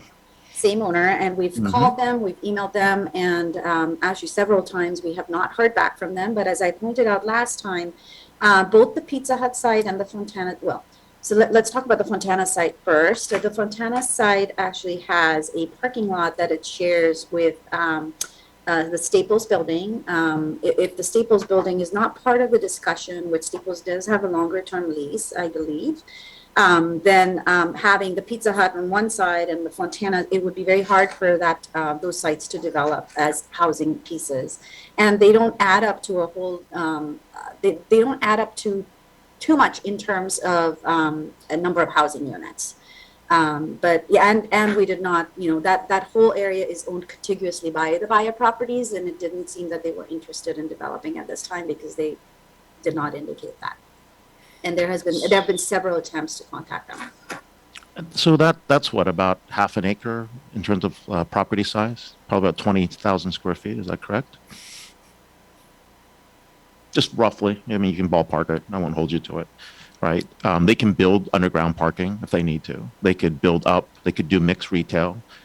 This would address some of the fairness and equity on the west side. I would make a suggestion that we add that back to the list. Even though we're adding people to list where we're not contacting, we could try to reach them again and have that conversation. So I want that on the list of things that when we get to recommendations to potentially add that on the list. So, but thank you for your response there. Next point I have is, since the entire city is considered high opportunity on the TCACs, we have VIA, right? This heavily subsidized shuttle system. I don't know why we do it, but I understand the economics of it, along with the regional Apple transit system and VTA. Does the HCD, and we asked this earlier, but do they care about this dispersion equitably? And I know the answer was no, they really don't care. Do we know that for sure? And that's really why I just want to ask, because we're not resourcing equally across the city, and I think hopefully someone's listening. Maybe that's something we should look at. But we've got this in place. What's the answer from our experts? Right? We hired consultants to tell us these things. In your experience as consultants, in all the projects you have done before, what does HCD say? What's the read on HCD?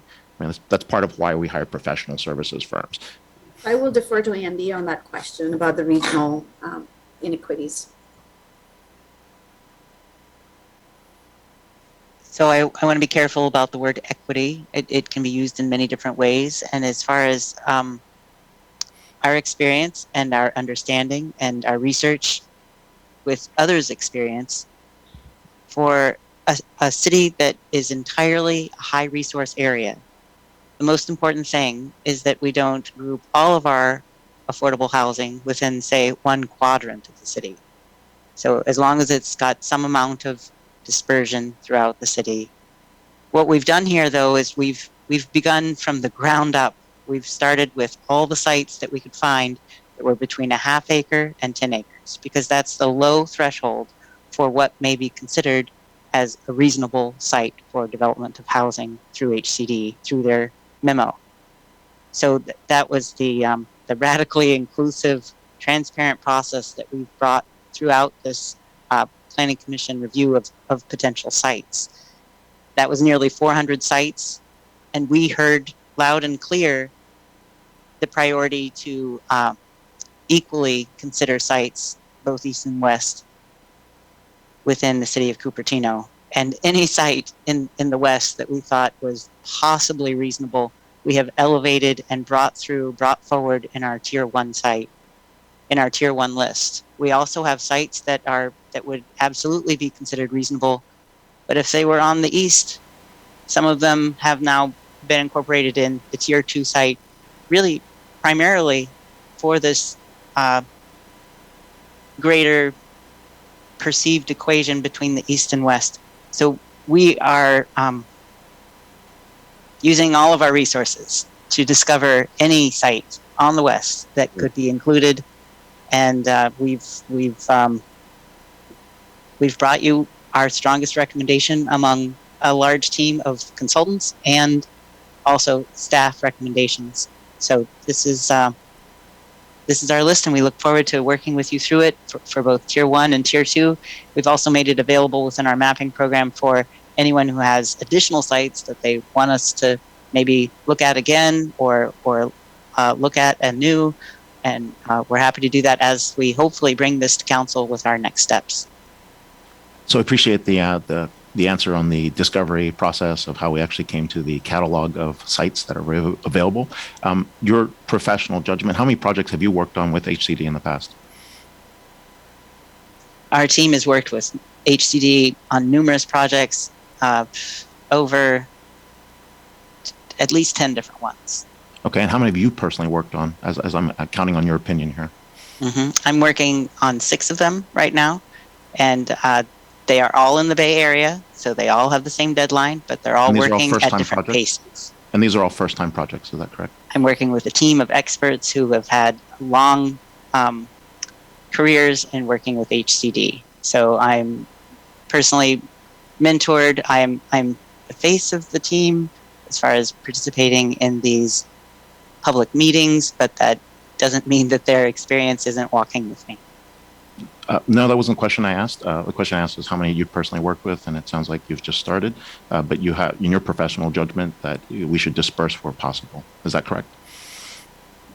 I am also working with those like Veronica Tam, who have worked with numerous cities in Southern California, and it's actually her guidance that makes me feel the most confident, because she has been working with cities in Southern California that have gotten certified. And it was her guidance on this question specifically. Sounds good. We probably should talk to her and have her here in the future. I wish we can request that.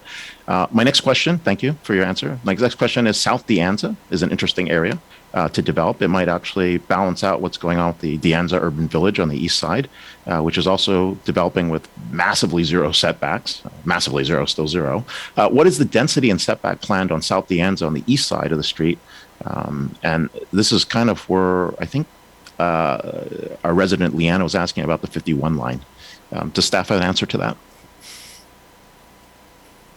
No, I'll try to answer that. I'm waiting to talk to planners in the city of San Jose to see where their housing sites, where they're going to be coming in. I understand they're supposed to be released the end of this week or next week. Yep. So I'm hoping to get that, because I too am curious what that corridor would look like, particularly if we had a lot of sites at South De Anza. San Jose, stacking our gateways. I mean, they're stacking our gateways to access our schools. That's really what's going on. I mean, we see it. So, yeah, I would expect it will be an urban scale type of project that we're seeing. City of San Jose this last week approved on the west side that El Paseo development that would include, I think, 1 9-story and 1 12-story building. So that's several miles west. But when we have that, that's something we're eagerly waiting to see what San Jose is doing for its housing element on the opposite side of the street from us. But we're showing 30 dwelling units per acre, which I would say results in something like a 4 to 5 story building tops at that density. Thank you for that. Yeah, I think they're going to move beyond 30 DU is kind of what it looks like.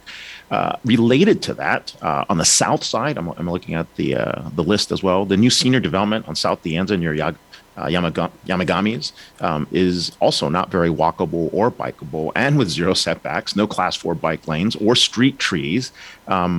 Do we have any kind of guidelines in this place to not do that in that part of the South De Anza area as we look at what we do on the density side? I can try to help answer that. So when that development was proposed by San Jose, I know that I personally had written a letter on behalf of our city for them to consider all of that. However, that development is at a zero setback. And they actually only have about 20 feet from their rear neighbors. There are some homes back there as well.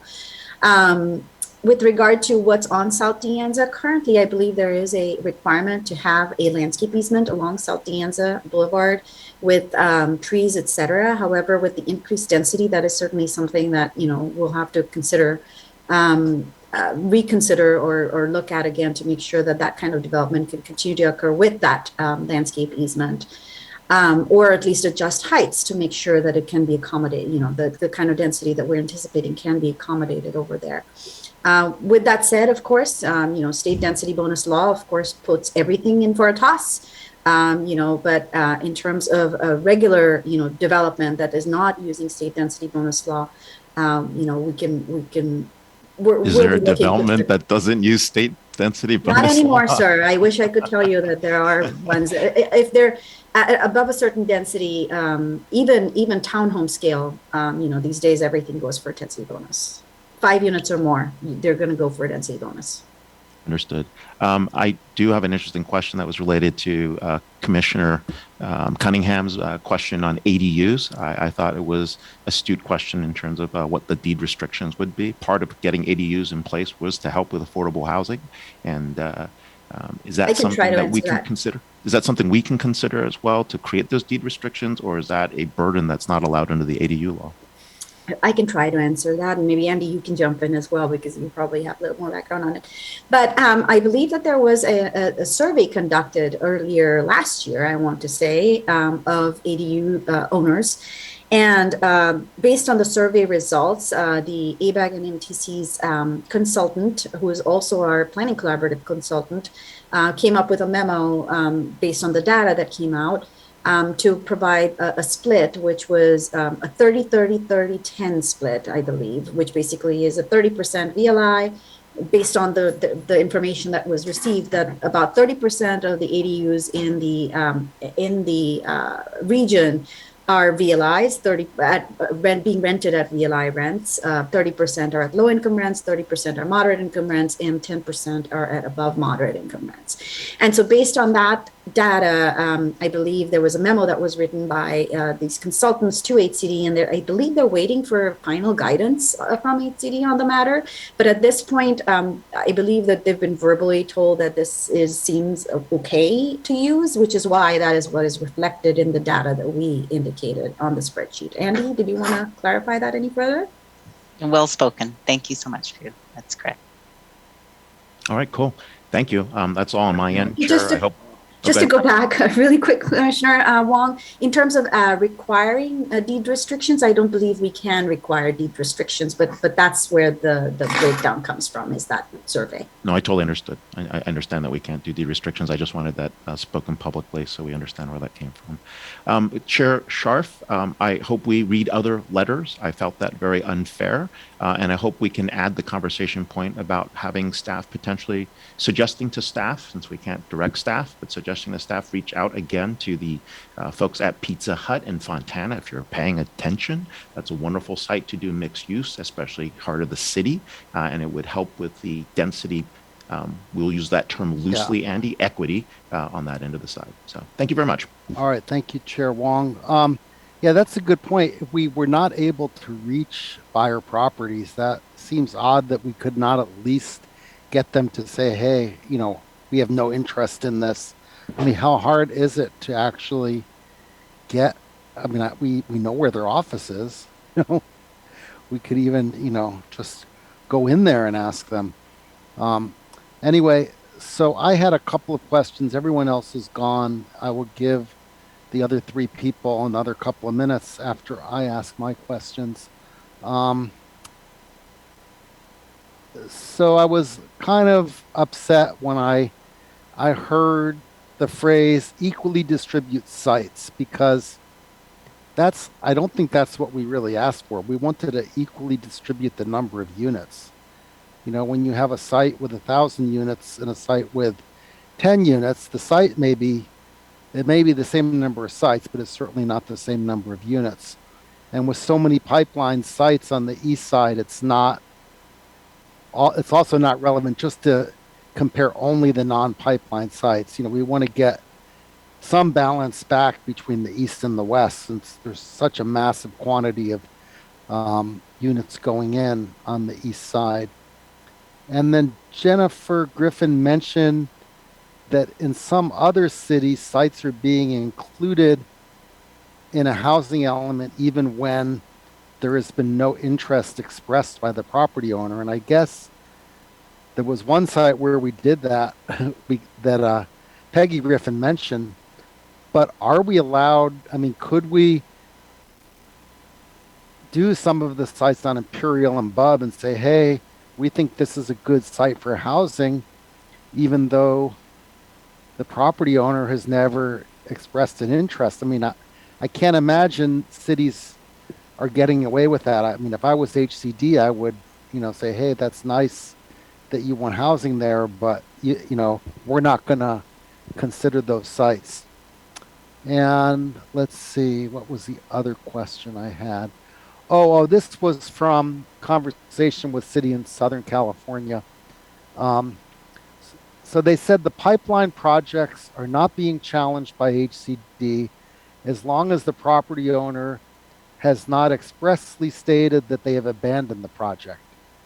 And that kind of made sense to me, because, I mean, really you can't, when a site has been approved in a previous cycle and the owner has submitted a project and the city has approved a project, it's not really reasonable to say, oh, they're not building unless they said they're not building. For the Hamptons, they have said they're not building right away, but they, have also said, they plan to build in the future. So hopefully the Hamptons will, be accepted as a pipeline site based, just on what Irvine has said and not said. And then Pew, you mentioned, something about since the 1970s, the east side has been less dense. It's supposed to be less dense than, the west side is supposed to be less dense than the east side. Well, that might have been nice in the 1970s, and it's hard to believe, but it's 52 years past 1970, and we have things have changed a lot. And, I don't think it's reasonable to keep that going for, forever, considering HCD's demands for more and more housing in the city. So those were just comments, except the question, I mean, what is the situation with including sites in your housing element where the owner has expressed no interest? And Luke or Andy, you could answer that. I mean, it appears other cities are doing it. We did a little bit, but I mean, how does HCD feel about that? Well, I think when you're having a site that you don't have any definite indication from the owner about their interest, you need to have some other support, like the site is, say, underutilized. A site like a nursery, or even I'm thinking on the South De Anza properties, I always thought those sites made sense because they're underutilized on a major corridor. So I think you can make a strong case for sites like that redeveloping. I can also look in the last decade, a lot of similar properties on the west side of Santa Clara County. Sunnyvale had a Summer Winds nursery, it's gone. Right. There was a Summer Winds Nursery on Almaden Expressway in San Jose. It's been redeveloped. A lot of those types of sites have redeveloped, and in particular for housing. I know some years ago, even part of Yamagami's larger property became housing. So you could make a good case for those sites, I think, even if you didn't have an owner interest letter. Similarly, on Bub Avenue, I would certainly defer to Pew. She's got more familiarity with the property. I could see why you'd want to include those because of their location. They're also right near Monte Vista High School. But there's I think the risk of having them go to HCD if there are long-term leases and no indication that they're going to redevelop in the 8 years. HCD could just say we don't see these as viable, and I think that's our concern. But I certainly understand why you would look at those sites. So if we include Yamagami's, even though, I guess they've expressed some interest, but not official interest, that might be an okay site to include because at least it's underutilized and we do have some indication that the owners might be interested. I would think so. I think that's less of a risk. There's, I wish I could answer things more definitely, but dealing with HCD, you really don't know till you know. I feel very confident about pipeline sites because, as you said, HCD is really looking at, do you have the zoning in place? And with pipeline sites, you not only have zoning, you have entitlements. So exactly. Okay. That's about as certain as you get. But the other sites, it really is about building a case. If the site's underutilized and you have owner interest, you're in great shape. But I don't think you're totally limited to having owner interest. Right. Okay, and the other statement I had to say, we've heard about minimizing displacement, but I'm thinking of sites, where the owner, maybe there's, 100 units there now, and the owner wants to put in, 300 or 400 units. Well, yes, there'd be some displacement for a few years while the site's redeveloped, but the bottom line is you're gaining a lot of units. So I wonder, were there any sites removed where we would have had a large net increase in the number of units, even though we would have had some displacement? I think Go ahead. I can try. Okay. I think there was probably the Villages, Luke, and correct me if I'm wrong, the Villages apartment complex was removed from the tier 1 sites. And where is that? Is that on Valley Green or? It feeds into Garden Gate. It is on Valley Green, yes. It feeds into Garden Gate and Lawson, I believe. But in terms of, part of the reason why it was also taken off was because we felt like there were enough tier 1 sites that were identified where there was owner interest that we didn't need those sites, and that's why they were removed.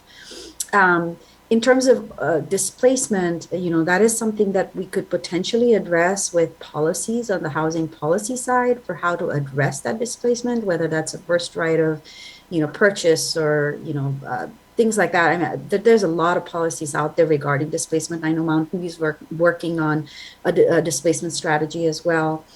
So if those are the kinds of things that we could put in place, yes, we could potentially select, for example, the North Blaney sites, which have an apartment complex on them, for example. But that is something that I guess it would be helpful if the commission would go over the sites to kind of figure out what they're going to take off so that we can find out. Hopefully we'll get to that soon.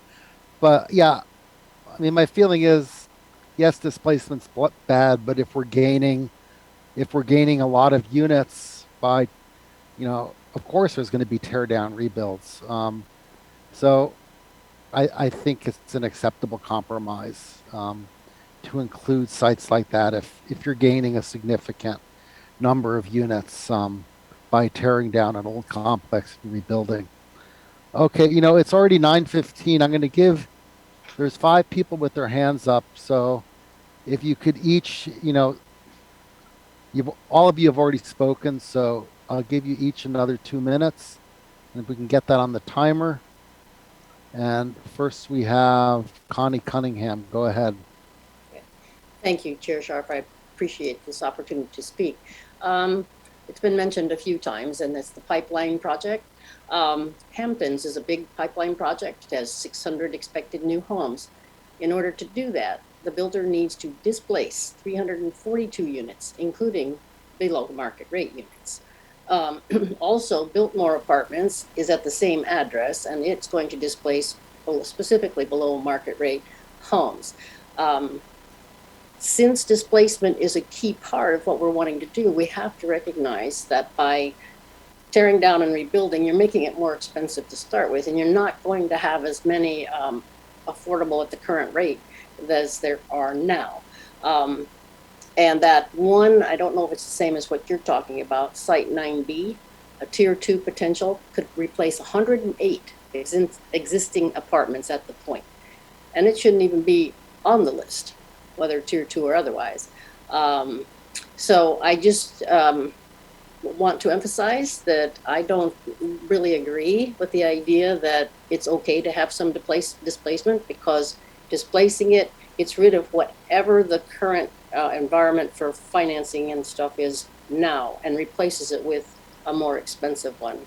So it just, yeah, I want to go on record that I think we should play more than just lip service to keeping displacement at as close to zero as possible. Thank you. All right. Thank you. Sue, go ahead.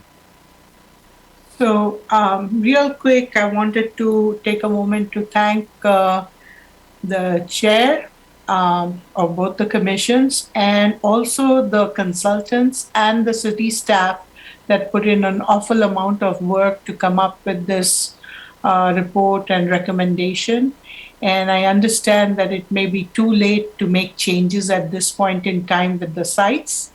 I just wanted to comment that the recommendation or the idea of maybe increasing the density on the west side is not for this particular HCD proposal. It is for the long term. It's just a suggestion, and that should be kept in mind as the Planning Commission moves forward. The last comment that I wanted to make was a question that I'd put to the consultants was, how many parking spaces are you guys allotting per unit?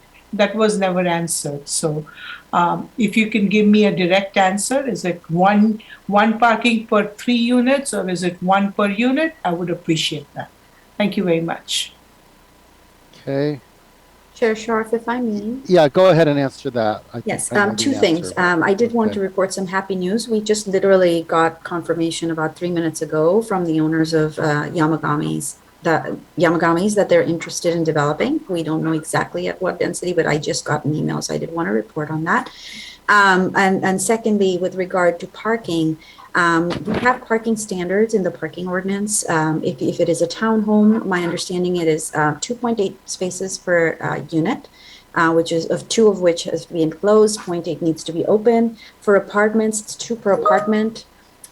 For single-family homes, traditional single-family homes, it's 4 spaces, 2 open, 2 garage. However, I will state again, if it is anything more than 5 units that is developed, under state law, they are allowed to reduce the number of parking spaces that they're required to provide down to, depending on affordability, half a space per unit.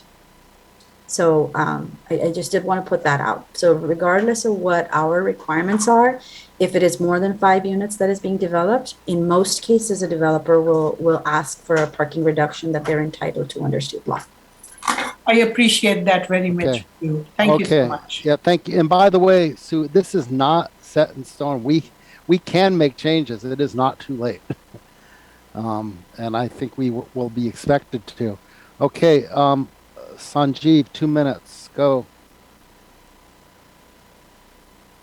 Yeah, I just wanted to point out on the question far left, and actually, when I showed the spreadsheet, actually, one of the things we could not clarify from Luke was the number of units for the tier 1 allocated was only 8.5 basically per acre for Christian Farlap. And Still, there are two properties, tier two properties are there, which are listed over there. I'm just wondering, that is 10033 Hillcrest Road and 10190 Hillcrest Road. Both of them contribute to something like, 1.17 acres of total space, and which could actually be added to this particular, because the density itself at the Crystal Farmland is so low. And the other thing I just wanted to point out is other neighborhood is where the lot of tier two properties are mentioned, but they are not. It also could fall into South Piazza, where total acreage in tier two is 2.92, which basically some of that could be part of the west or whatever, and it can add some density to that side of the things. So wherever that is possible to add density, why not convert the tier two to the tier one in that case? All right. So Yeah, good point. I Okay. can try to answer a little bit. The Hillcrest Road sites are actually fairly steep. At the end of Hillcrest Road, the steepness of the site is close to 20%. So it is unlikely that development could occur in those locations at a much higher density than what is indicated on the in the site inventory at this point. So I did want to put that out. Okay. And finally, Govind. But then, Chair Scharf, just one other question, one other response. With regard to the low density within the neighborhoods, whether it's the west side, the east side, any other side, it is based, the recommendations from staff are based on what is surrounding that particular site. Of course, if the Planning Commission wishes to increase the density, it may, but with the reasonable expectation that it is going to develop at that particular density. This is based on what we heard from EMC, what we heard from David Massington as well, based on his experience with developing sites. That's why we came up with the densities that we did in the sites inventory, which are fairly low.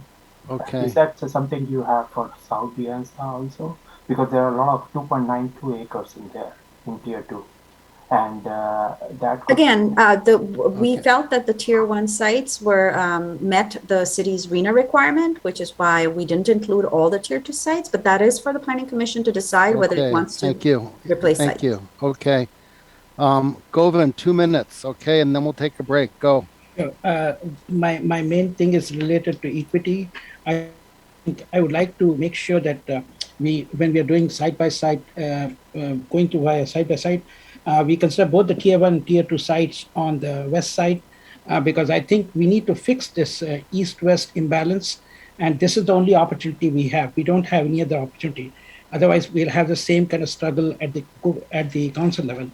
The second thing which I wanted to bring out is that I definitely feel that if there's a density correction which is required, it should be done. So I would suggest that since it is not just that we are going to touch the housing element only, we are going to make general plan changes, I would say that we need to add new language to actually do away with the urban-rural divide. That language needs to go away. It should be going away. The other language that needs to go away is the neighborhood special areas divide, except that wherever there is a density entitlement, we would allow the density entitlement, but will not use that as use that language to actually push development in some places. So I think I would like to see if that can also be included as part of the resolution today, because I think that will help a lot in terms of gaining confidence, both for us as well as for the public. Okay, thank you. It is 9:23. We will take a 5-minute break and return at 9:28 and start the site selection. Thank you.